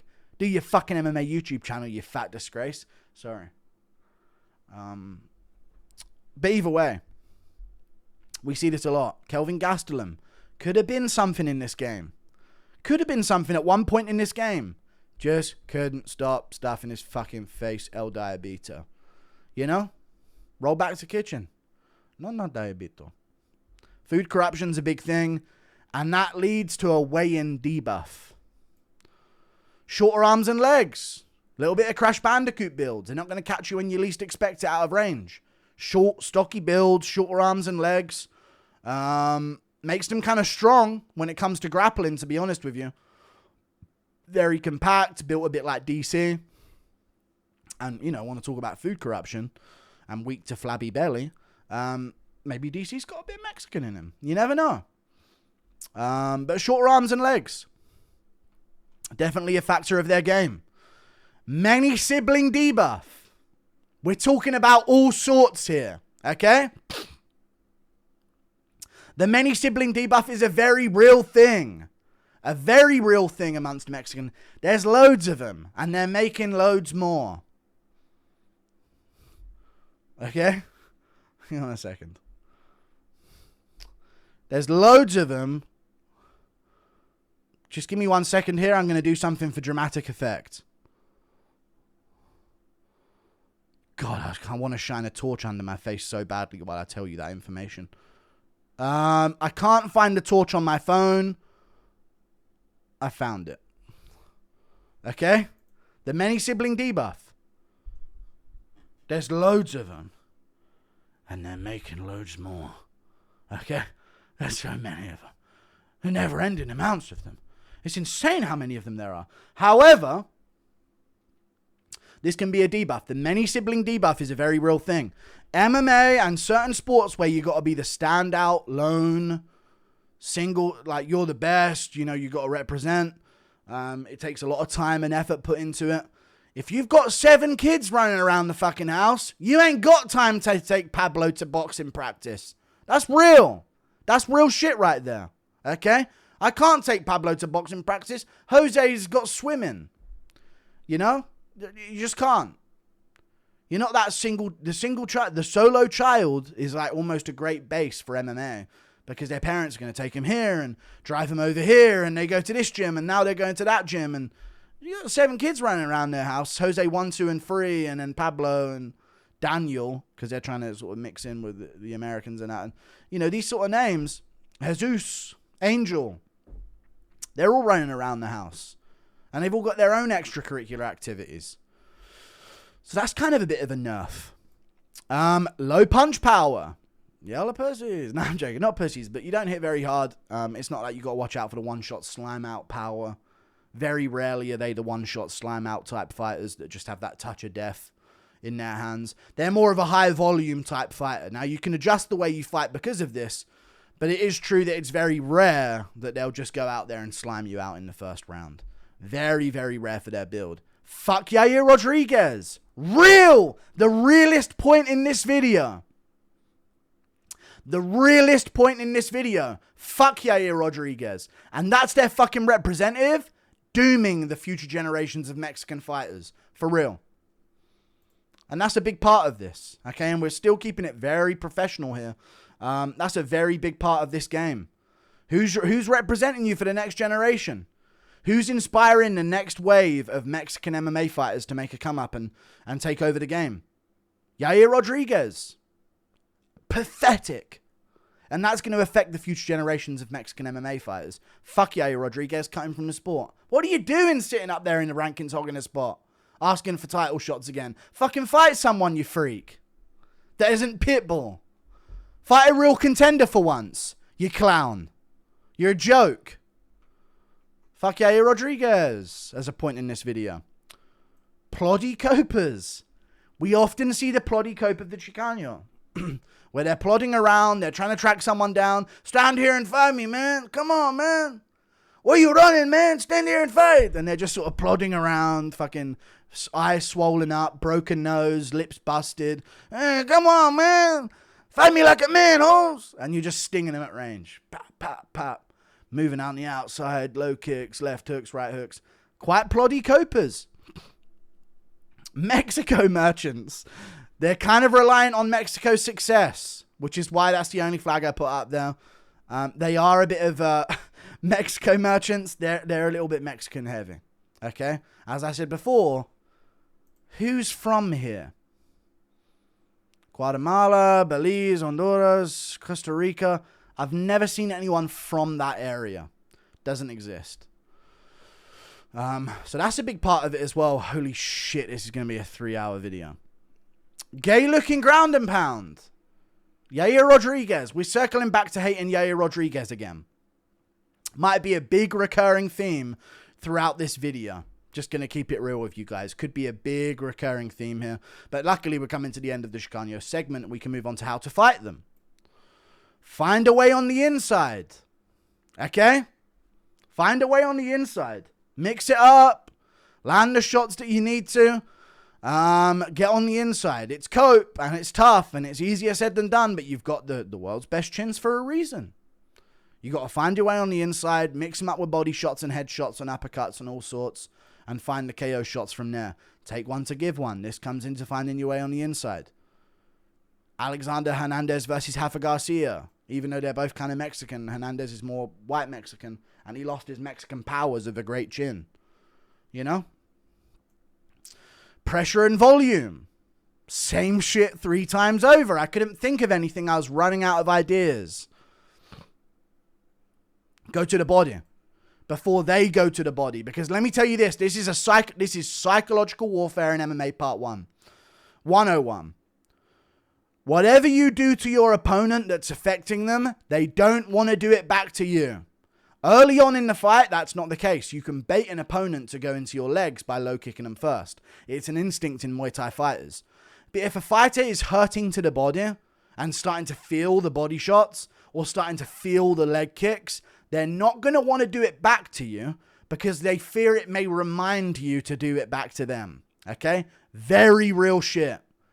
If you've hurt someone to the body, they're not going to dig back to the body on you because then you're getting into a body shot for body shot situation. If somebody's hurting to the leg, they're not going to throw a low kick on you if you haven't leg kicked him in a minute's time. Because then you might instinctively do it back to him. It's psychologically gay shit. Don't be 5'11" plus. Big deal in the Mexican world. You're below 5'11". They're in your world, friend. They're in your world. How to defeat?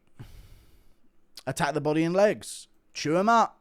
They got a great chin. We got to work the stuff down below. Big knee to the body as they come in, trying to close the distance. Teep them up. Teep the body. Pick at them. Land at them. Swat at them. Yeah. That's the game. Spam kicks to confuse them. Huh? Mexicans don't throw kicks. Again, fuck Yair Rodriguez. He's not representing you lot well. Okay, with all that fucking flamboyant stuff that he's doing that never works. Even though he was cool at one point in his life. Spam kicks to confuse him. Hey, this guy not throwing 1-2 with me, man. Head kicks out of nowhere. Whoa, whoa. They're stuck behind a high and tight guard. They don't know what the fuck's going on. Elbows open him up. They got in a lot of scraps before getting to you. They've had to get into scraps in order to win. Bring up some of that scar tissue. The Diaz brothers are a big part of this. Clinch and circle. You know, once you start hurting them to the body, they're going to fear the knees in a clinch. You can use it to get to the center of the cage again. And stomp that lead leg. If you got one of these guys coping and plodding towards you, stomp it. Stomp that lead leg. Make them regret stepping forward. And that's the game you're going to have to play. The Cousin Mountains. This is a big part of this. 1-4-F. Okay, that's the end of the sentences. I don't even know what sentences these were. And how it ended in the number 4. But the Cousin Mountains, dude. These are probably up there. They're probably the best that we're going to see today. Just a spoiler alert before we start ranking these guys. But they're the best of the best. Represented by, as you can see, Ilya Topuria, Arman Tsarukyan, and Islam Makhachev. Just going about their day-to-day lives. They're cousins. They all look at Hills of Eyes is based off of that region.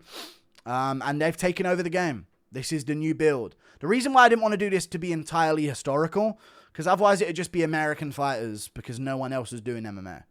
You know? But now the world is involved in MMA. Now is the right time to sort of break down who's the best. You know? Because otherwise it would be fucking unfair. Analysis. For the Cousin Mountains. Crazy grip strength. I've felt Arman Tsarukyan's grip strength. It's not a joke. Okay? I got held hostage as a kid when I was... by a kid with Down syndrome. and this is a real story. Kid with Down syndrome held me hostage in Devon. Now, if you're, or was it Cornwall? It was on the border of Devon and Cornwall.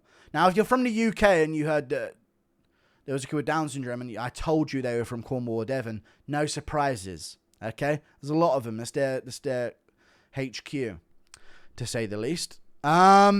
Crazy grip strength. Felt it back then, felt it now. And Arman Sarukian's got a crazy grip strength on him. There just seems to be these fighters, and especially when it comes to the Dagestanis, when it comes to this, where if you weren't getting about and your parents weren't traveling much before they met each other, to say the least, generation upon generation, once you get that vice grip around the wrist, it's hard to shake them off. Very hard to shake them off, dude. Once they get that body lock and they've got their own wrists clamped to their hands, from their hands, clamping their wrists, hard to get them off that body lock. That's where the crafty elbows to the forearm come into play. But we may get into that in a second. Child Sambo wrestling.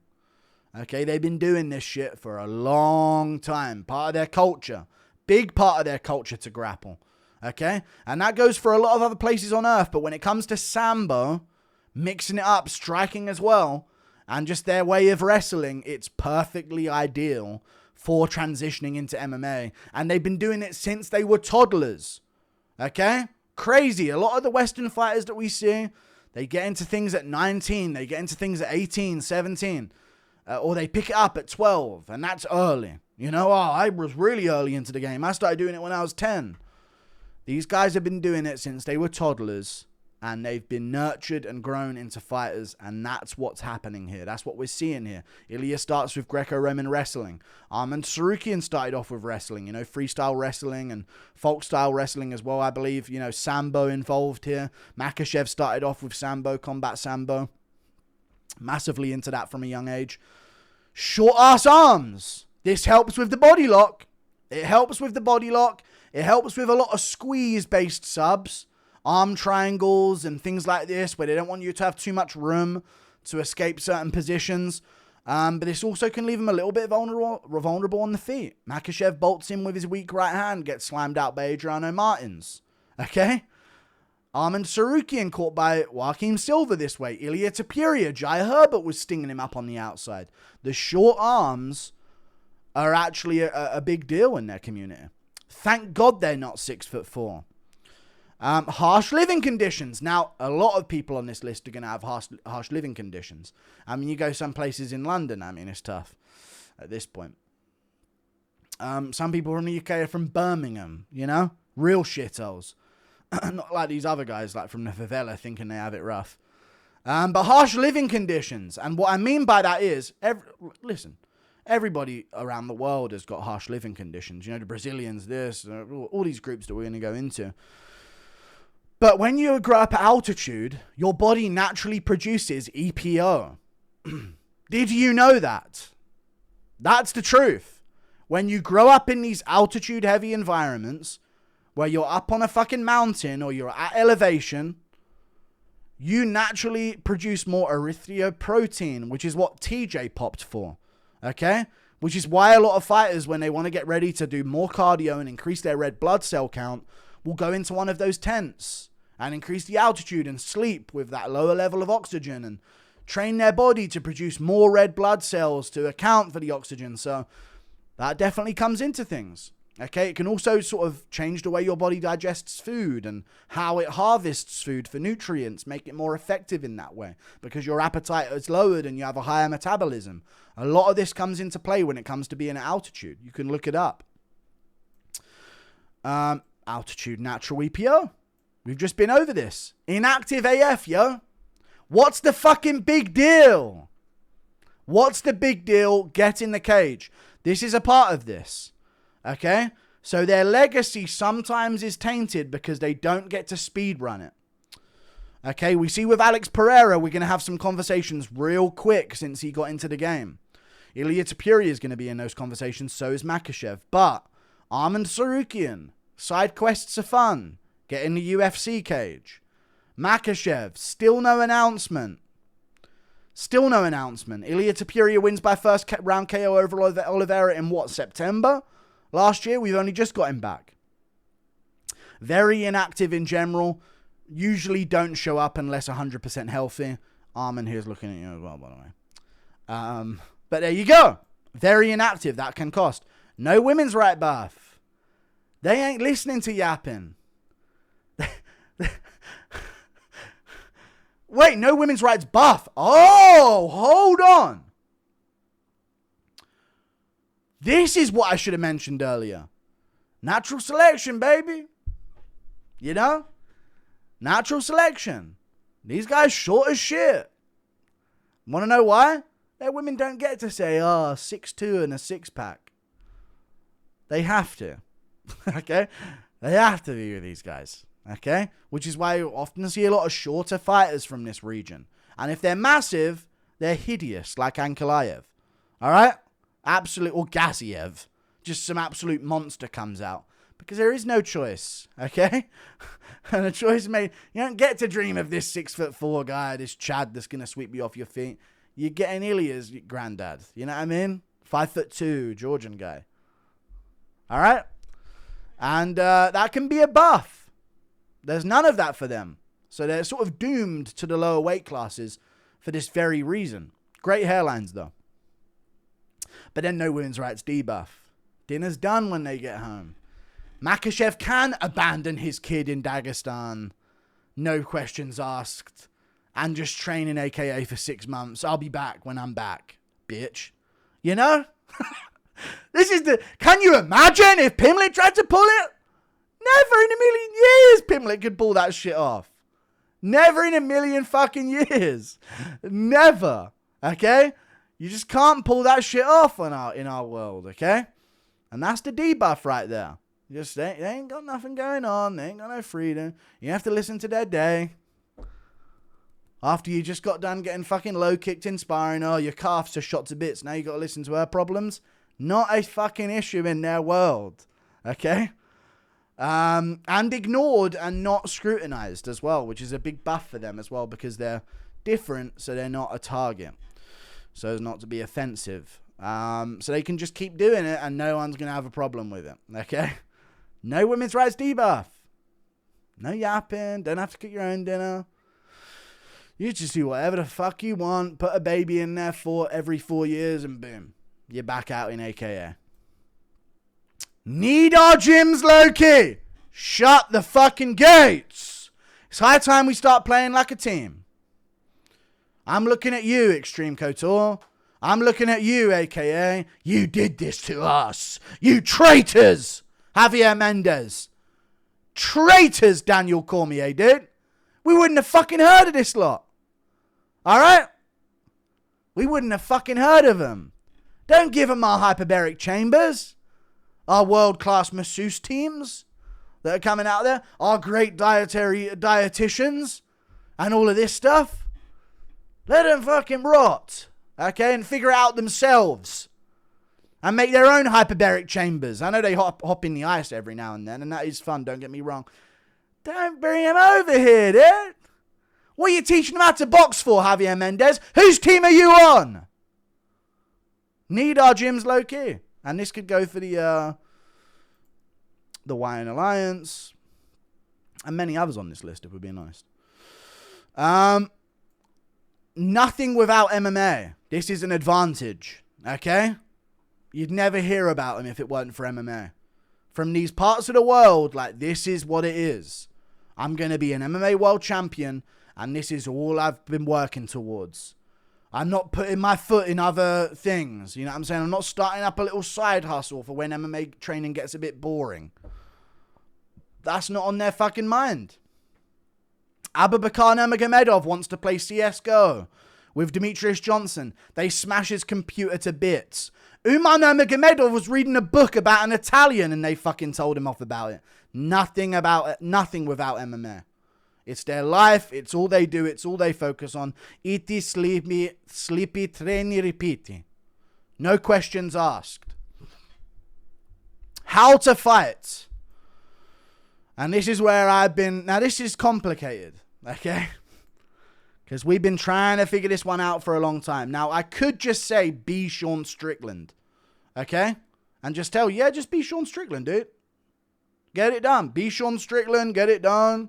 Fuck these guys. But you know what?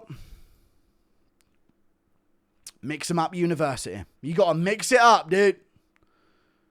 Get the grippers out. Mix them up university. You got to shoot on them. You got to throw kicks at range. You got to box on the inside. There's not one way of doing it. Okay? They're going to mix it up on you. You got to mix it up on them. You can't be a JDM out there not wanting to get taken down and only wanting to strike. You can't be a Duplessis out there only looking to put hands on Makhachev, on Chimaev, and not looking to kick. Strickland had to wrestle back. He had to scramble back on the ground. Volkanovski had to do the same thing when he had success against Makhachev in the first fight. You can't be avoiding a part of the game. You have to enter Mix 'em Up University and shift up the game on him. Get the grippers out. What does that even mean? Get the grippers out. What did I mean when I typed that?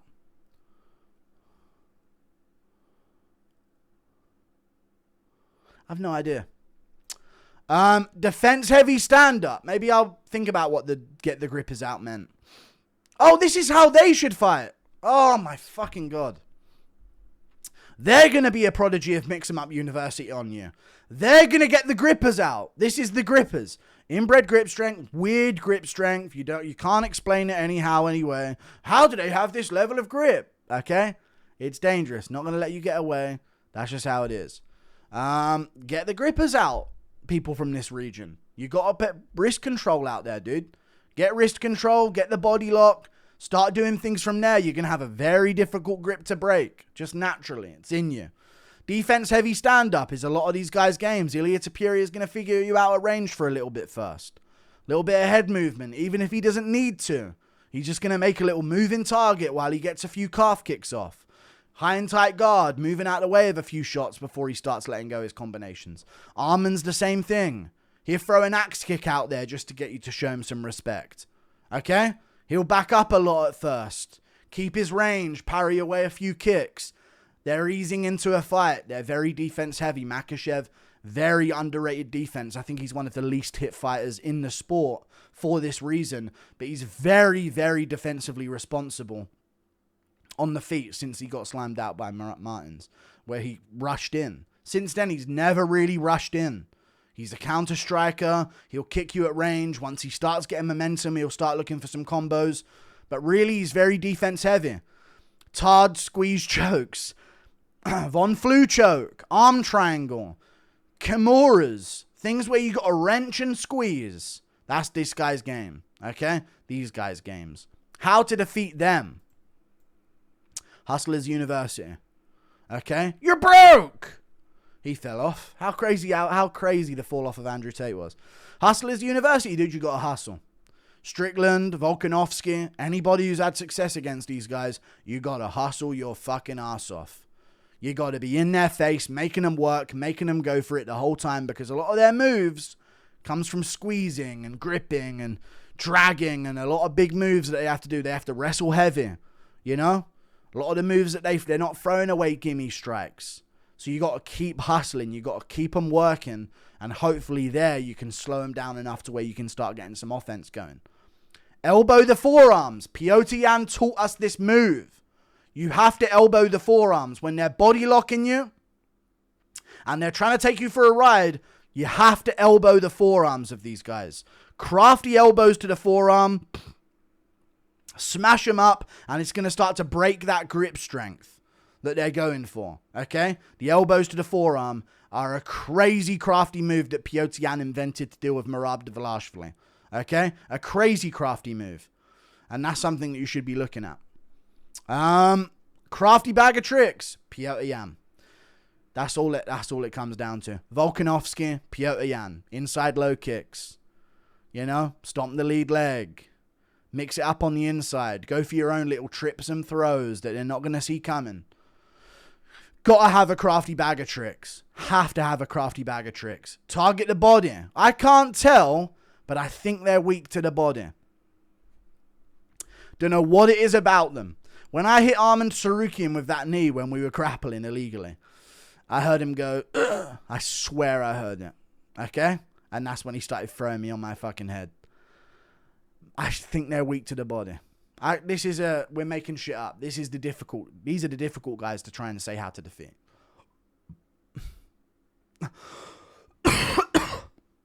But I think they're weak to the body. Heavy trash talk. Trash talk them up. Make it emotional. Take them away from that game plan. I'm losing water here. It's that hot in the UK. Take them away from the game plan. Make them want to beat you up, not just control you. That's when you're going to get some openings. Trash talk the shit out of them. They don't like it. They're not used to it. They're used to complete respect. Fucking get Western on them, dude. Call their mum a bitch. See what happens. Gaethje just brought up saying, I know why Ilya's wife left him. He's already trying to take advice from this video and I haven't even fucking posted it yet. I just saw Gaethje said on Twitter that no wonder his wife left him. I couldn't stand being around that guy. He's trying to get into the head of Ilya Topuria. You know? We move on. The Uso blobs. Okay? Here we have the Samoan flag. Here we have the Hawaiian flag. Max Holloway is doing a lot of heavy lifting in this department. Kaikamaki III.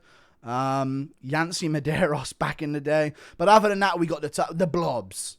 The Uso blobs. Oh, let's go, friend. Hey, oh, yeah, let's go. Hey.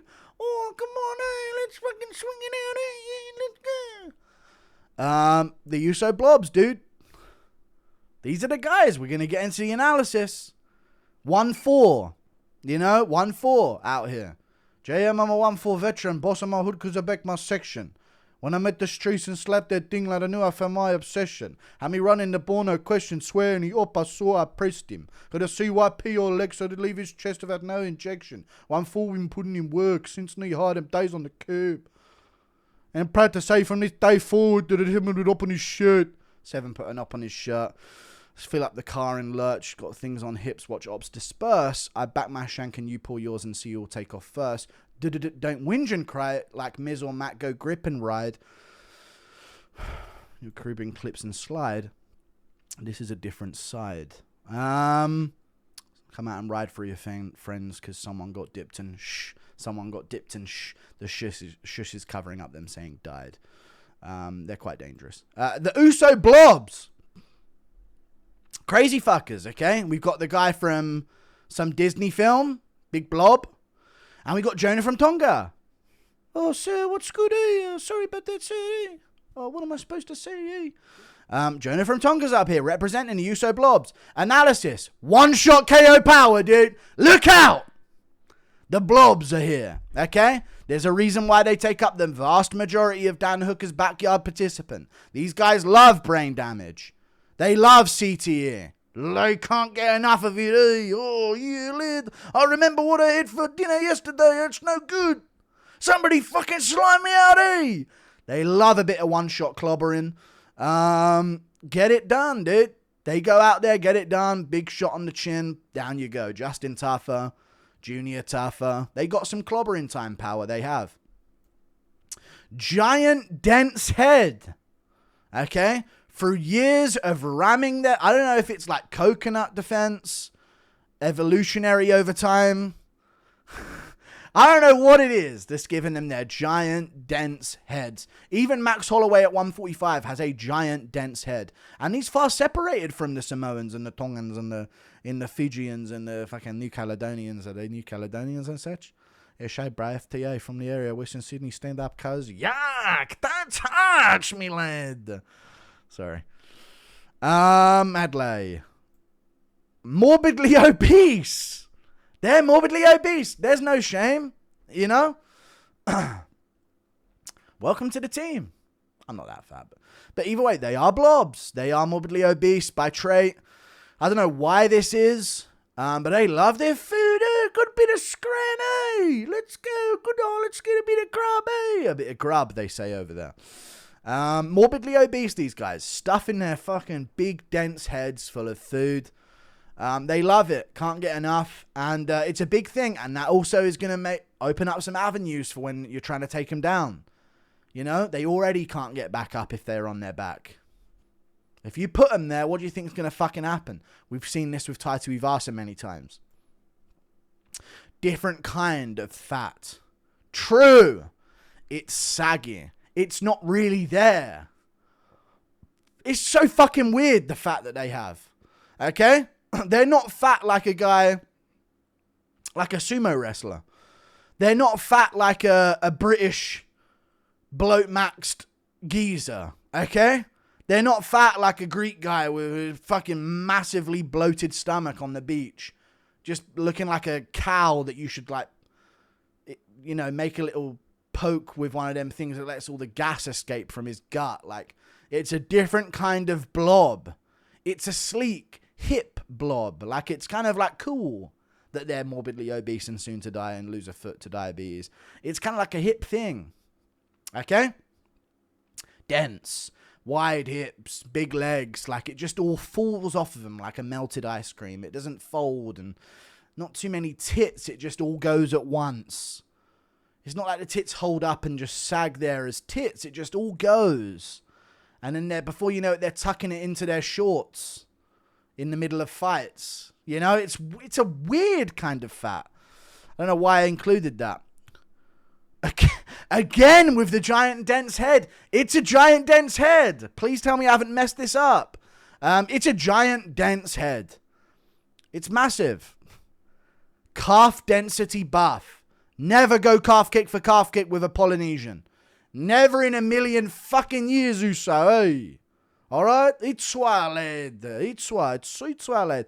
Don't go to the legs with him, dude. Don't go calf kick for calf kick. Unless you're a real blob like Louis Sutherland and you can get crafty with it. You're a bag of tricks. Again. It all comes circling around. It all comes circling back. Unless you can afford to get crafty with your bag of tricks. We ain't going calf kick for calf kick with one of these guys. Volkanovski's low kicks were a huge part of his game for nearly every fight of his career leading up to the Holloway fight. But guess what? Not the Holloway fight. Gaethje's low kicks were a huge part of his game. Not against Holloway, dude. He's going to eat them for fucking breakfast. No problems for Gaethje, for Holloway when it comes to dealing with the low kicks of Gaethje. Different level shin density. Okay? Real different level calf density. It's swallowed. Fear dinkum cleared. Let's go. Eat swallow lad fed dinkum. You know? Let's hold. Don't touch. Adlai, you know? Clobbering time. This is a real thing. And Dan, if you want to see clobbering time, watch Dan Hooker's Backyard Scraps or whatever the name of it is now. Okay?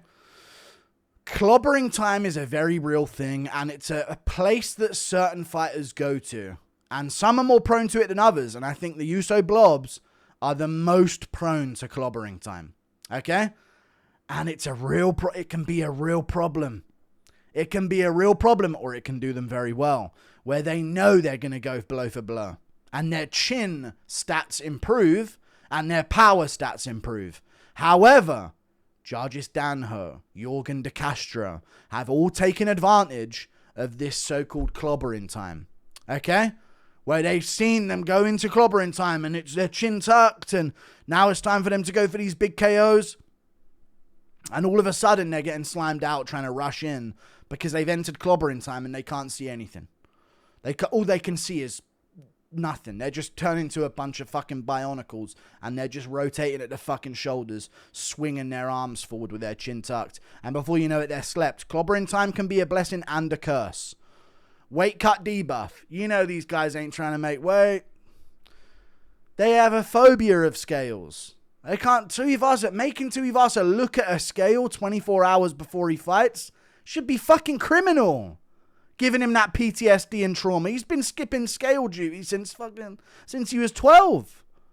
Fearing it. Fearing the day he has to look at a scale. Well, now you're making him do it 24 hours before the biggest fight of his life.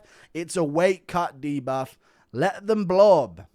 If you're a Samoan or an Uso blob, you have to be allowed to break the heavyweight limit. I've McFallen and can't get up, eh? They're that fucking built that way that if they fall over, it's just tough for them to get back up. Okay? Real problem in their game. They've McFallen and can't get up. Okay? And it's a real problem, dude. You see it with Taito Ivasa. When he gets taken down, crash. It's not like a regular takedown. It's not like a guy getting taken down and he scoots to his ass and gets to the cage and, you know, he just goes down but still posts with his hands and lands on his back, but he's scrambling immediately. We see that with every other type of fighter on the roster other than the Usos, okay? They really do land differently on the canvas. It's a slap. It's like a sludge hitting the canvas, like you just spilled a cup of jelly, you know? Whoops. Like it really does land like that on the canvas, and then boom, they're stuck. They become one with the canvas, and it's very hard for them to get back up from that position, and we'll get into how to fight them in a second here. Cardio poison damage. The more you fight, they start losing HP points. Every second the fight goes on. Every single time.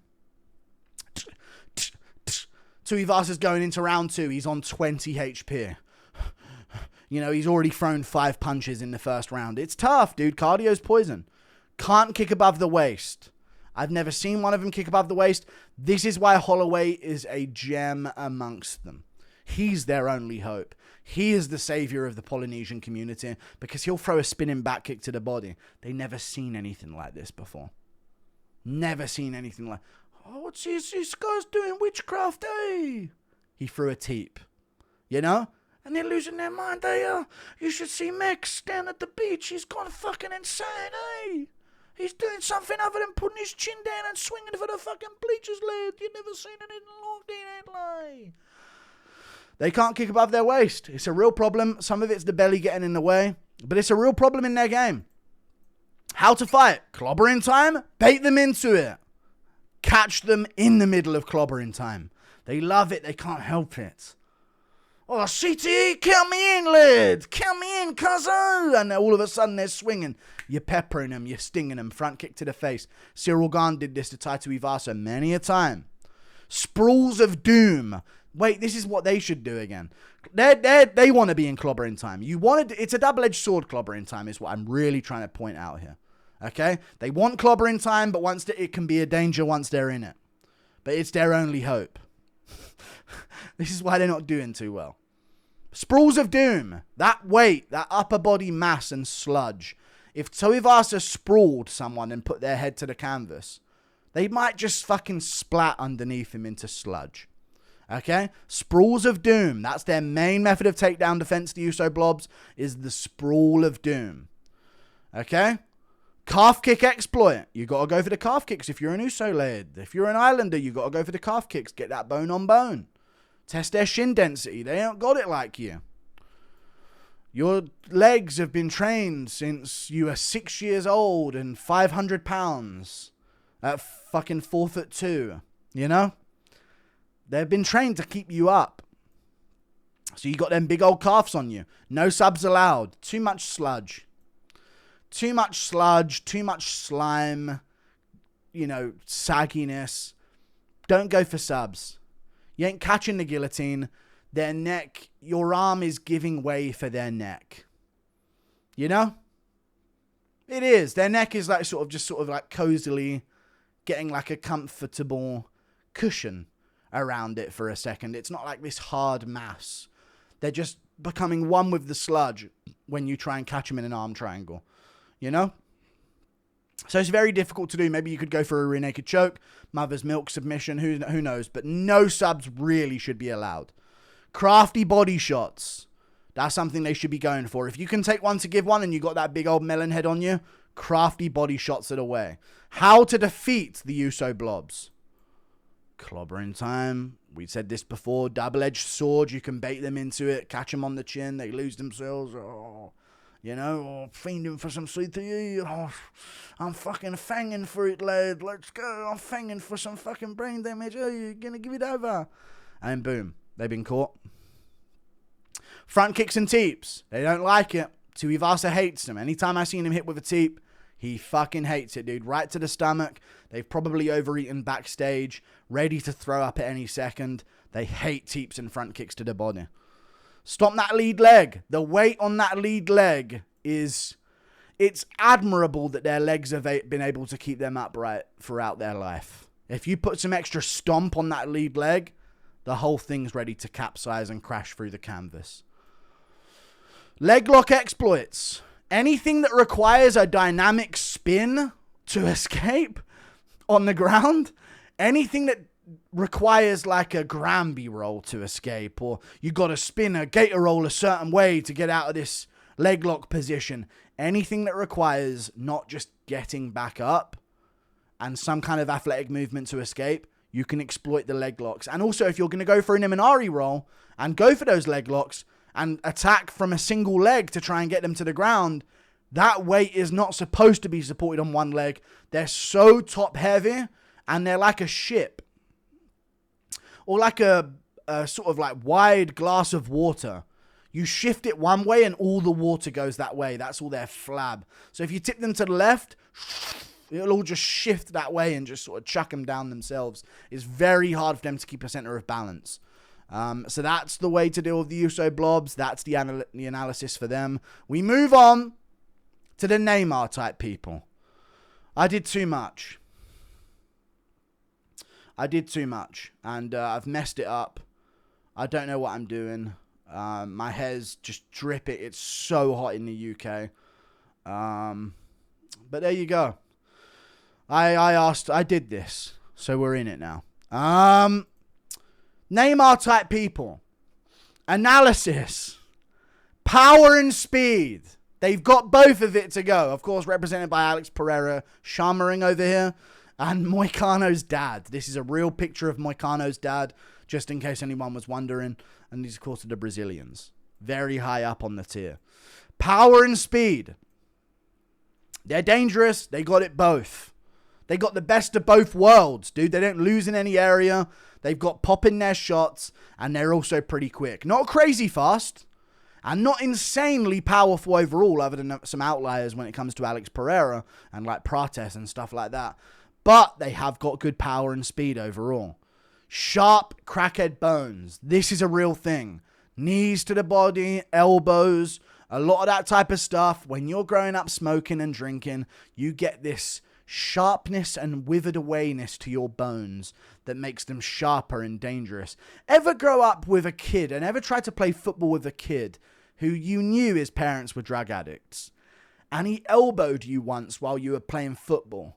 Oh, nearly stabbed you with it. You know what I mean? It's that type of danger. Their bones are just different. And I don't know how to describe it other than that. But because of the drugs and because of the upbringing, sharp crackhead bones are definitely an aspect of their game. Rich BJJ culture. Now, a lot of countries, UK's got a rich combat culture. We invented boxing. You know, but when it comes to just transitioning and being more likely to transition into MMA from a young age, BJJ is a great gateway drug for them to get into MMA from a young age. You know what I'm saying? You do boxing growing up, you probably go into boxing. Or you go into nothing. You do kickboxing, you might not transition into MMA as much. Muay Thai, you might just stay in Muay Thai. You know what I mean? But when it comes to BJJ, if you want to make some money and you want to really make a name for yourself and feel like you're a bit of a combat sport guy, because you're not really, then BJJ is a great gateway into it. Kind of chinny chins. They are kind of chinny to the chin, the Brazilians. They are. They get dropped a lot. They get wobbled a lot. They're often cutting a hefty amount of weight. But not all of them have a granite chin, to be honest with you. Paulo Costa's chin's pretty good. But he's had some problems with it in the past. But he's got a decent chin on him, that Paulo Costa. He does. And there are a lot of Brazilian fighters that have some solid chins of steel. But then there's a lot of other ones where you're thinking, ooh, I'm worried. I don't like him taking a beating. You know, I really don't like. He's not the type of guy to take a beating and then throw right back in the pocket. So kind of chinny chins. Their chins aren't the most durable. It's not Mexican level. They're a bit of a glass cannon type of build. And I'm not just basing that purely on Oliveira. It does seem to be that way with the Brazilian fighters. A little bit of a glass cannon type of build. Chinny hearts. When things aren't going their way, very typically it goes all the way wrong. Okay? It's very rare that you'll see it. And this is where Alex Pereira's win over Adesanya in the first fight was very impressive to me. But even then, it took him 2 rounds to recover from Adesanya simply scoring a takedown on him. When you look at Brazilian fighters, if a round or 2 doesn't go their way, they'll either be finished or they won't find a way to get it back. Like, that is very typically the case. If things start going wrong for them, they're not the type of fighter where they can be down 2 rounds and come up big. Oliveira is that way. But his heart was often in question early on. Do you know what I'm saying by this? It's hard to explain. Oliveira has definitely made some improvements in this department, and he's been dropped and came back to win by TKO. So there's no denying his heart now. But I think overall then, Oliveira kind of sets the standard for them in this. But even him earlier on was kind of falling into this sort of routine. But I just don't see them as the type of like, oh, you've beat them for 2 rounds, but watch out, come the championship ones. You know? It's either going their way or it's not, or it's complete fucking chaos. And sometimes they can thrive in the chaos, like Charles Oliveira. Opportunistic finishers, or opportunist finishers. Oliveira, Alex Pereira. Some moments that happen in fights that could take away a fighter's attention or distract a certain fighter. That's where the Brazilians come into play. Boom, they're on your back. Boom, they're on a leg lock. Boom, they've chinned you. Boom, they've caught you in a guillotine while you're shooting for a takedown. Out of nowhere type of finishers are the Brazilians. Okay, the Neymar type people. Very out of nowhere. A lot of other finishes you can sense coming. It's going to happen, it's going to happen. A lot of the finishes where you're kind of watching and going, oh, and out of nowhere something's in. It's locked in. Somebody's been dropped. Very Brazilian type way of fighting, to be honest with you. So I'd say opportunistic finishers are definitely their thing. Masculine female pressure. I'm going to do a voice. I'm going to do 2 voices, okay? And you're going to tell me which one was the male Brazilian voice and which one was the female Brazilian voice. Okay, and we're going to start with this one. Man, I'm so happy, man. I just want to fight, man. Looking forward to this weekend, man. And I do this for Brazil, man. And now this is the second voice. Okay? Man. I want to do this for Brazil, man.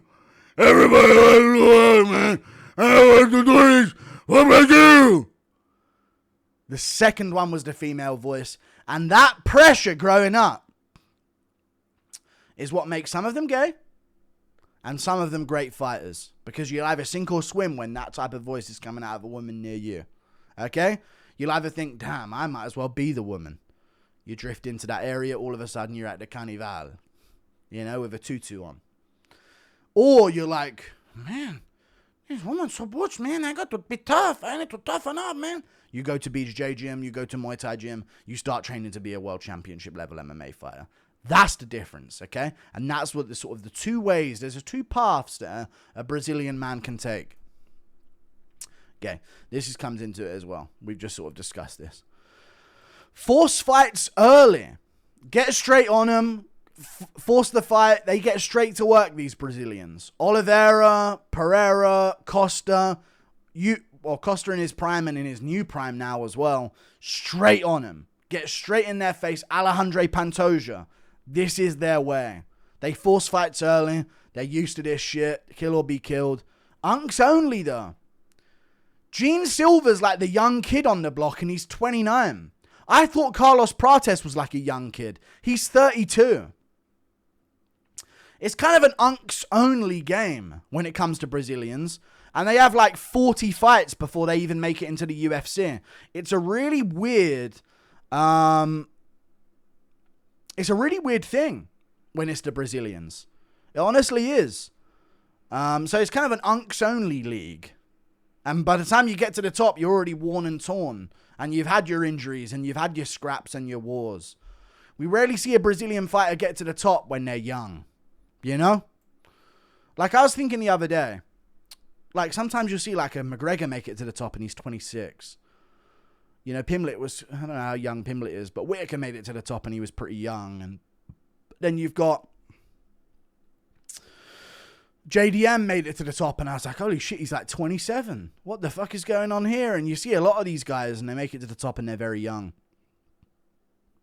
But then you see Brazilians and other parts of the world, and they make it to the top, and they're 34 years old. It's insane. Get led into traps. Oftentimes, a Brazilian can be led into a trap. He gets over eager. He goes for a finish. He's hunting someone down. He's feeling like he's in full control. It's over. Oliveira getting dropped left and right. Poirier led him into a ton of traps. He still ended up beating Poirier. Gaethje led him into a ton of traps. He still ended up beating Gaethje. Makachev led him into some traps. Also hooked the gloves a bunch. That still stands. Makachev hooked the glove in every single fight of his life before the JDM won and cheated to win with it. But Pereira got led into a trap by Israel Adesanya. You know? It happens a ton with these guys. They get led into something they don't like. And they end up getting caught and punished for it, to be honest with you. Heavyweight worm body. Don't think they've quite got the heavyweight build down. They're not the super size athletes that the boys and the YN Alliance sort of take hold of. But Pereira is going to see if he can prove different. Pereira is a true outlier in his field. And yeah, these guys are some of the best. Some of the best in the sport, the Brazilians. How to fight. Get straight to work. Said it before, straight on their opponent, put it on them, start swinging, start trading. Nearly get chinned. Big part of the game. You have to nearly get chinned by something, and you need to see that look in your opponent's eye when you're a Brazilian that goes, holy shit, you should have been chinned by that. And that's when the Brazilian starts taking over in a fight. Gaethje drops Oliveira. I'm going to win a world championship. Tapping out immediately afterwards. You know what I'm saying? You have to nearly get chinned. Oliveira lands that elbow on Ilia Topuria on the feet, coming in forward and aggressive. Now he's all aggressive. You know? But that's what you got to do. You have to nearly get chinned or be chinned. It happened with Pereira a few times early on. He got hit by some shots. And you're like, what the fuck? Why is he getting hit by that shot? Holy shit, somebody just stung Alex Pereira on the chin. Jan Blachowicz caught him quite a few times. And it gives people confidence to start getting into your game of kill or be killed. And then you can start putting them away. Back on the pressure. After you nearly get chinned, you got to get straight back in their face. Alex Pereira jabbing the body. Nearly got chinned by Yuri in the first fight. I'm still coping about that. Nearly got chinned by him. Caught over the top. Looked like he was stumbled up against the cage. Next time Yuri tried to pressure him up against the cage, he slept him out cold. Early stoppage. Hunt's dynamic finishes, of course. Go for the back, hop for the back, hop for the legs. Go for things like that. It seems to be the Brazilian way to be spindly. Spindly, you're caught in their web, and now they're putting you in some crazy positions. They got you in a triangle, you know? Flying knee merchants, a Barboza spinning wheel kick, head kick from Pereira. More of the dynamic finishes in the sport that have been taking place recently have been from Brazilian fighters. How to defeat? Match their energy early, dude. If they're going to try and go after you, you got to stand your fucking base and go right back after them. Immediately in the fight, you've got to go right back after them and get straight back onto them with big shots. Guillotine takedowns. Oh, I've lost everything. Guillotine takedowns. Shooting takedowns knowing they'll pull a guillotine and use it to your advantage. They can't help the guillotine, these BJJ nerds. They can't help the guillotine. That's what I mean by guillotine takedowns. Shooting takedowns knowing a guillotine will be pulled and get ready to pass those legs when you get to the ground. Escape some finishes, as I just mentioned, and set some traps. That's the best way to beat a Brazilian, dude. Make them feel like it's chaos, but you're in control still. Okay? Shoot your head into a guillotine. They'll jump it. Escape. Now their arms are busted. Their arms are gassed out a little bit. Now you're coming back in round 2 and you're doing your thing while they're trying to get a breather. They're piecing you up a little bit, but you know, bang, you catch them when they're trying to close the distance on you against a cage. You suddenly finish them. This is the way to deal with Brazilians, dude. You got to play that chaotic game, but with traps within. Thinking ahead within the chaos. Moicano's just get straight to work, guy. When he gets straight to work, that's when he has his best performances. We saw that against Benoit Saint-Denis. We move on. The Itchy Slavs. God, how long are we into this video? The Itchy Slavs. Now, what I mean by this is the itch Slavs. Now, these are Slavic people. They're different types of white people. As you can see, Whitey from Flushed Away. This is Sergei Pavlovich, if you didn't know. This is literally a picture of Sergei Pavlovich yesterday. And this is the squatting Slav as well. Okay, in his, Yugoslavian-approved tracksuit and Adidas shoes with a chimney sweep hat. He's about to ask you for a cigarette, and if you say no, he might mug you.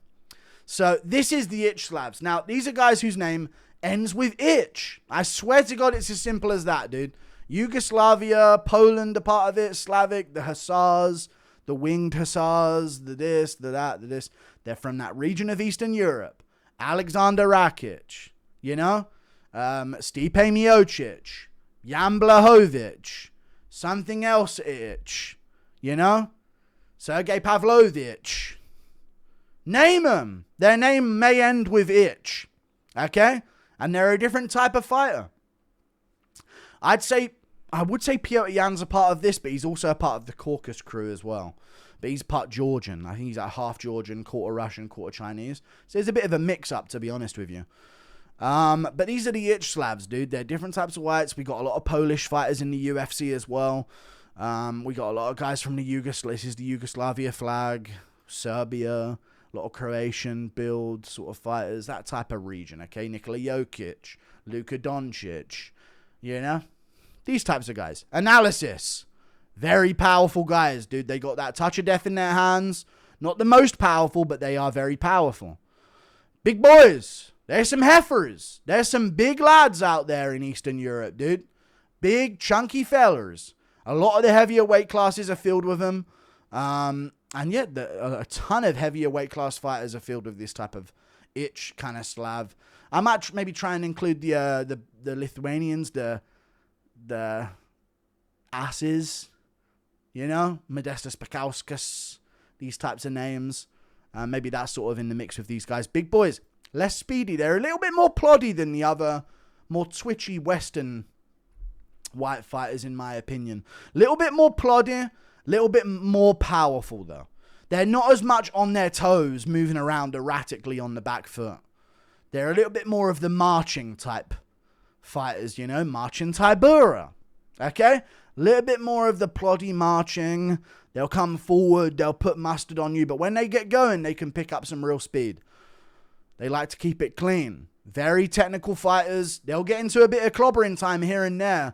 But sometimes they can get mixed up on the inside here and there. They're trying to keep their range. They're trying to keep their distance. They're trying to make sure they land at the end of their punches.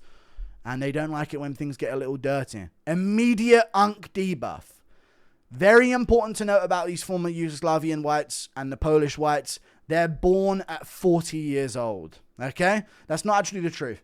When they go through puberty, when do you go through puberty? 10, 11? You start going through it.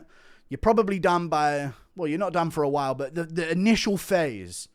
Once you hit 14, 15, these guys are 50 years old at that stage.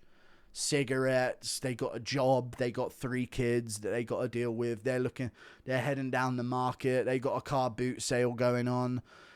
Weird shit, dude. They're just from another time. So they're immediately unks. If you think of one of them in the UFC right now, they're probably 40. Okay? Stipe Miocic. Pavlovich is the young kid. He's 35 or some shit. You know what I mean? Jan Blachowicz, unk. Out there doing his thing. So that's a part of this as well. Very durable. They are some tough cunts. They are. Some chinny in some ways, but they got some big anvil heads, and they're quite tough. Predictable moves, though. They do the same shit. Very often they do the same shit. Ploddy plodsters, as we've been over before. Grappling bases. Okay, a lot of them have grappled as a kid. They've done a bit of wrestling, a bit of freestyle this, bit of Greco-Roman that. That definitely comes into play. And then, for fuck's sake, dude, I'm losing it. Wobble merchants. They can often be wobbled. Trying to get overzealous and over, Yuri starts to make it messy against Rakic. and he's jelly-legging all over the place. Stipe's trying to keep it very technical against Ngannou. He gets a bit crazy for a second after landing a good shot. He's slammed out cold. Jan Blachowicz rushes forward against Thiago Silva or Santos.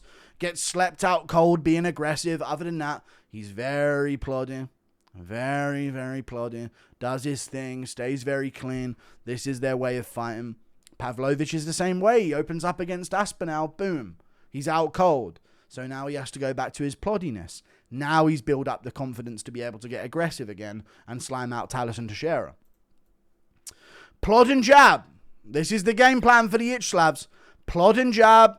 Chain wrestling. Mateusz Gamrot, I'm looking at you. When it comes to predictable moves as well, and wobble merchants, Mateusz Gamrot, I'm looking at you. Okay?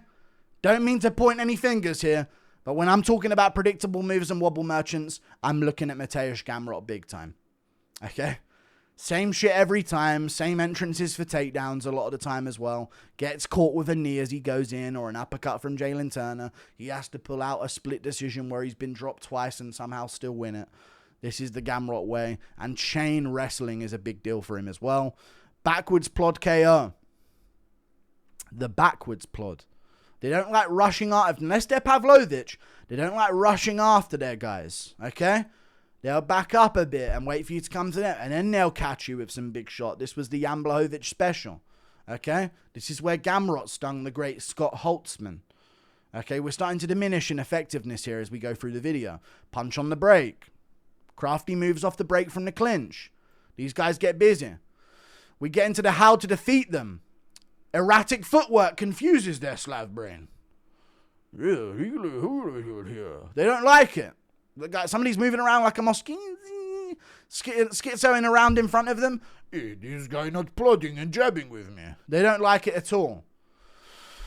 Pattern recognition. You've got to be able to pick up on their patterns. They do a lot of the same things over and over. Jan Blachowicz, it's the double jab. It got him in trouble against Bogdan Guskov. It's the double jab with Jan Blachowicz. It's the low kick, and then he'll throw the jab behind it. Or the jab and then finish, the jab too, and finish with the body kick. He does a lot of the same things at different times throughout the fight. And if you can start predicting those things, you can start catching them. Rakic does the same shit and nothing else over and over again in his fights. Gamrot had a lot of the same entrances. Pattern recognition is where you're going to be able to pick up on stuff. Make them lunge in.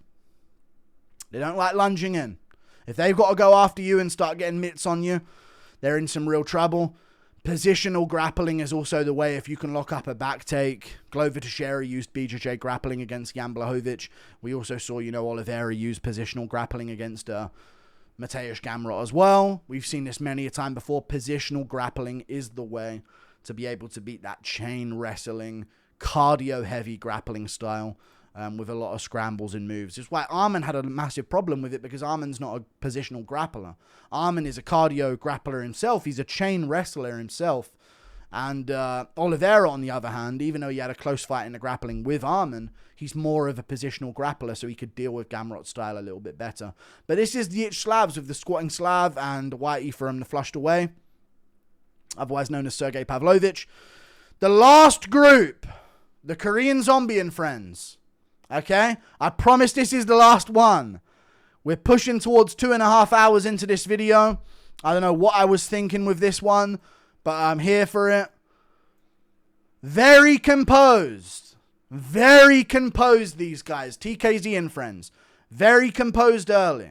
They're calm. They give you a couple looks, little shimmy of the shoulder. This is the game they play. Superstars early. Okay? Superstars early. They think they're the fucking next Conor McGregor, these guys. It's often the case. Because they have got a large superstar fan base early on, which is actually what I meant by this, by the way. I forgot that. But that's what I meant by this. They do have a superstar fan base from early on in there. If you look at their YouTube channels, they're getting fucking insane views on YouTube. I left a comment on Stungun Kim's YouTube page, and he liked the comment, and all of the Korean fans were typing in the replies, "Oh my god, it's the MMA Guru." I love you guys. You're a big part of MMA YouTube, okay? Big part of MMA YouTube, but they are massively into their fighters early on in their careers. KO Sukhyung KO, whatever his name is. I can't remember his name. He beat Orban Elliott, he beat Philip Rowe. he's got a massive following through Stungun Kim's YouTube channel, so there's a lot of pressure on them early. So they're in the UFC debut like superstars. That type of like cockiness and swagger to them. We saw this with Jin Soo Young, who ended up getting KO'd by Daniel Santos when he missed weight. But he put away Jekka Sarig with a counter hook. You know? They've got this like superstar arrogance early. Chinny to the chin. Pretty chinny, I'll be honest with you. Some of them have got decent chins, but we often end up saying that they've got decent chins in the lower weight classes. Like the Korean Zombie had a great chin, but he was a featherweight. You know? Very rarely you'll see these guys' chins hold up in the heavyweight, middleweight, like heavyweight, welterweight divisions without eventually getting slammed out. They've got good chins for their weight class, but it doesn't seem to translate when they start facing the real power punchers of the sport. So they do end up, they're also chinny to the body. A little bit chinny to the body, these guys. Yeah, just the body shots seem to affect them a little bit differently as well. It's the durability problem, I think, with the Asian fighters. Their problem is in MMA. They're really good in boxing. A little bit baby weight merchants, and we'll get to that in a second. In the lower weight classes, of course. But when it comes to Asians in general, they're pretty glass cannon-ish, but the cannon ain't that cannon-y, if you know what I'm saying. Typically the case. Little bit chinny up top. We've seen that with Ming Yang Zhang recently, right? He just lost to Manyfield. And also a bit chinny to the body. When it comes to getting crumpled to body shots and kicks and stuff like that, we see that quite a bit to them. And also chinny to the legs. Little bit of a durability diff going on. They're in a great society over there. They ain't got no types of... They ain't got nothing to worry about over there in Asia. So it's just like they're all comfy. And all of that comfort comes at a cost. You know what I'm saying? Fish heavy diet. I don't know what that possibly could be. But a little bit chinny to the legs, the body, and the chin. In general, they're quite chinny. They're not as durable. Which is why they're called sort of like held back to the babyweight divisions. But when the Chicanos go to the babyweight divisions, they're incredibly durable there. So, I don't know, just a little bit less durable than others, I would say. Babyweight merchants is what we like to call that. Fast and springy. They're very light on their feet, and they're very light in general, okay? For their frame, you'll often see them with a giant fucking head, wide shoulders, long arms, long legs, and they're just massive for their divisions. They look like it, even if they might weigh less. They're still big for their divisions because I think they're just light. They're light human. They're not incredibly like dense, bone density wise. So they're very light and floaty, and they'll sort of like float around on their feet on the back foot in time. They're very ready to spring out and land shots, and they're very fast off the mark. We see that with Doohoo Choi and the Korean Zombie when he caught Moicano and stuff like that. So very fast and springy. A high debuff a little bit. Rongju had this happen to him recently. When they get hit to the eye, it does swell up crazy. You know, and if it does swell up just a little bit, it is a thing. We're going to move on quickly, though. Kamikaze mentality. What was I fucking typing? We're so close to the end. Kamikaze mentality. Yeah, man. They just seem to... Listen, the Korean Zombie's going out. It's his last fight. He's fighting Max Holloway. It's in Singapore. His fans are in the crowd. His family's in the crowd. He's had the best walkout of all time. What does he do? Hands in the air. Yeah, and he just goes out there, kill or be killed. Fucking throw... It's like a really, like, kill or be killed mentality with some of these guys. And they will just go for it. If they're behind on points, they will just go for it and get slammed out and lose by KO instead. It's like a super honorable way of losing for them, okay? To get slammed out later in a fight if they are losing. 5'11 plus, they do end up being a bit ploddy. Da Eun Young is really the only example we have of this. Ming Yang Zhang is a bit ploddy as well. And light for frame buff. How to fight them? Loosey-goosey early. Or how they should fight. Loosey-goosey early. Very loosey-goosey. Get your swagger on. Get that vibe going. Set some traps. No slugfests allowed, or you'll end up being like Jong Young Lee against Hyder Emil. No slugfests allowed. We're not getting into a scrap back and forth. Or you will get chinned, most likely. Big frame for a division. You got to be big for your division. How to defeat them? Clobbering time is often an effective tool. If you go out there and start clobbering time, they can think, oh, this isn't how it's supposed to be. This isn't a technical and, IQ battle between two great chess players on the feet. Not trying to say anything, but clobbering time can be very effective. High activity can be very effective against them as well. This was working really well for Daniel Santos, but Doo Ho Choi is built fucking different and one of the greatest Asian fighters of all time. And I'm really looking forward to seeing what he does next. And he ended up landing some really good shots. Chop them legs up, boy. Chop them legs up. Go for the legs of these fighters. Chop the calf. Go for the low kick. Stomp the lead leg. Make them back up a ton and kick the arms. Smash kicks into the arms. Make them keep a high and tight guard. And just really try and debilitate the bones. The forearms, the calves. Anything you can smack. Just go density for density with them. And you'll often do quite well. We go to the tier list part of this. 2.5 hours into the fucking video. We're going to start putting these guys where they are. I'm going to say, and we're going to start with TKZ and friends. I'm going to put these guys in the D tier. Now, they're still in the game. They're in the game. They're in the mix. But they're lower down. We haven't seen a real resurgence of... If Taylor became champ, maybe I'd put them at C tier and say, oh, there's an era on the horizon. But I'm going to put them at D tier for now. We also have the Chicanos, fronted by AB the Enforcer. I'm going to put them at C tier. They litter the division... Not litter. They are in the division... They litter the division. I don't mean anything by it. They litter the division. They're around in the rankings, lower end of the rankings, and outside the rankings in the featherweight, lightweight, bantamweight division. David Martinez has got a big fight with Umar Nurmagomedov coming up. They're just more of them in the sport, and they're doing quite well. They haven't achieved much yet and haven't achieved much for a long time, but they're doing okay, and they're making their slow, steady pace in the lower ends of the UFC weight classes. The squatting Slavs, they've had historic success. They've got a few in each of the rankings with the Polish fighters and the Yugoslavian fighters and other Eastern European fighters. I don't know where you want to put Yaroslav Amosov, maybe with the Caucasus guys, but he is Ukrainian, but his name's Amosov, so it's a Russian name. So it's one of those things. But I'd put them in B tier. I think they're in B tier right now. When Stipe was on top and Jan Blachowicz had a belt as well. Different time, of course. Very different time. But right now, I'd put them at B tier. We're waiting to see that next wave of them come through. The YN Association. I'm also going to put them at B tier right now. No champions at all. No real top contenders. Losing a bunch of the big fights recently that they've been put into. And Garnu's doing his thing, but now on Netflix MMA, so they're kind of costed by that. Historical success, yes. But if we play historical, the Brazilians and the white Americans, I mean, there was a time in the sport when it was literally only white Americans. So it's, and then it was a time when it's Jones and, DC and Demetrius. They've had some goats. They've had some success. But right now in the sport, not much going on. But there's always a couple of them in the division. Always a couple of them here and there in the top 15 or the top 10. So I'd put them there. They've got sort of... They're now in the position to have... I remember a time when O'Malley was breaking on the scene where he was at the Great White Hope, they were saying.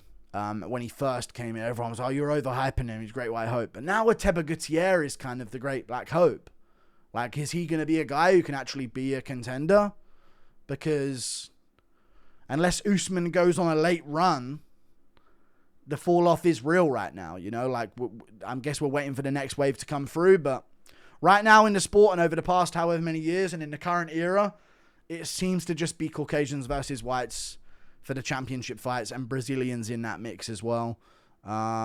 We move on to the boys and co. I'm going to put us in between A tier and B tier here. That's what I'm going to do. I'm not going to put us in A tier because I have someone else that I want to be in A tier. But we've got champs. We've got a lot of top contenders. We're always in the mix. We're always in the big fights. We're winning a lot of the big fights. Strickland gets it over Chimaev. Volkanovski's doing his thing. Maybe the Slav should come up higher. I didn't even think about Volkanovski. North Macedonia, is that a Slav? I don't really know what to say. But we're in the mix. Duplessis was champ until recently. JDM was champ recently until Makhachev beat him, and now Prates just beat him. Sean O'Malley's still in the mix, But we're separating it into like Eastern European white guys. Caucasians are now different than white guys, and Western European white guys. The white that you think of when you think of a white guy. I'd say we're between A and B tier in the current era of MMA. Tom Aspinall, heavyweight champ. It is. We are doing pretty well right now. I think it's like a new era for us where we're doing a lot better in the sport. And then we've got Alex Pereira, the Brazilians. I'd say A tier for the Brazilians. They're doing sick. Pantoja is, you could still argue, is right there at championship level at flyweight. Oliveira is one of the greatest fighters in the sport right now. Not the best fighter in the sport, but definitely up there in terms of a current great fighter that we have doing this thing in the sport right now. There's always one of them in each division, it seems, doing their thing. There's others. Gene Silva coming up at featherweight. Diego Lopez is Brazilian as well, as a phenotype of a man. So he's there in the featherweight division. Then you've got lightweight Oliveira, some other guys up and down the division. Moicano's still doing his thing as an unk. Welterweight Prates paving his way towards a title shot potentially. Amongst some Gabriel Bonfirms fighting Bilal Muhammad coming up soon. You name the division. Paulo Costa's resurging at light heavyweight. Pereira's doing his thing as moving on to potentially be a GOAT of the sport if he pulls it off against Cyril Gane. They've got shit going on in every division. So for that reason, I'm putting him at A tier, just above the boys and co. Other than that, we've got S tier for the Caucasians, no doubt about it. And the main thing that this comes into play with is, yes, listen, Merab just had a great era. Jan's a part of them, being a half Georgian and being from that region of Russia and then being Eastern Russian with the Chinese mixed in. You can include Jan in that mix. But Ilia Topuria is, when you think about the two top level fighters in the sport right now, you think about Ilia Topuria and Islam Makhachev. And they're both from the same cliff. Both their genetics go back to the same cliff. And it is insane to think about. Really insane. Umar Nurmagomedov at bantamweight and Merab Dvalishvili at bantamweight as well. They're from the two sides of the same cliffs. Two sides of the same. It's a really niche sample. A very low population count, which I think is definitely something that you have to consider here, is population. And how many, there's billions of some groups here, right? Billions, barely any success. Billions, not much success right now, but some historic good success. There's literally over 1 billion Indians. They have no fighters on the roster. And then you consider these guys, what? How many tens of millions are there of them in the world? I don't really know the populations of that whole place, but I have no idea really, but tens of millions around the world, we're talking, of that region. And there's so many of them at the top of the sport right now. Ankalaev's still at light heavyweight, by the way. Ankalaev is still at light heavyweight, not in the title mix right now, but soon to be with a big win. If he gets a win over Khalil Roundtree, I'm sure he'll be looking for a title shot in that division. It's one of those things, dude. These guys are killing it right now in the sport. And Makhachev was doing his thing at flyweight before they got rid of him. And that's kind of an unjust way of getting rid of some competition. Just cutting him like that when he probably would have gone on and challenged in some great fights for titles. So, yeah, good stuff. That's the tier list right there. I did not think this video was going to be 2.5 hours long. I'm sorry. I hope that you tuned in with me the whole time. No hard feelings. We went through it all.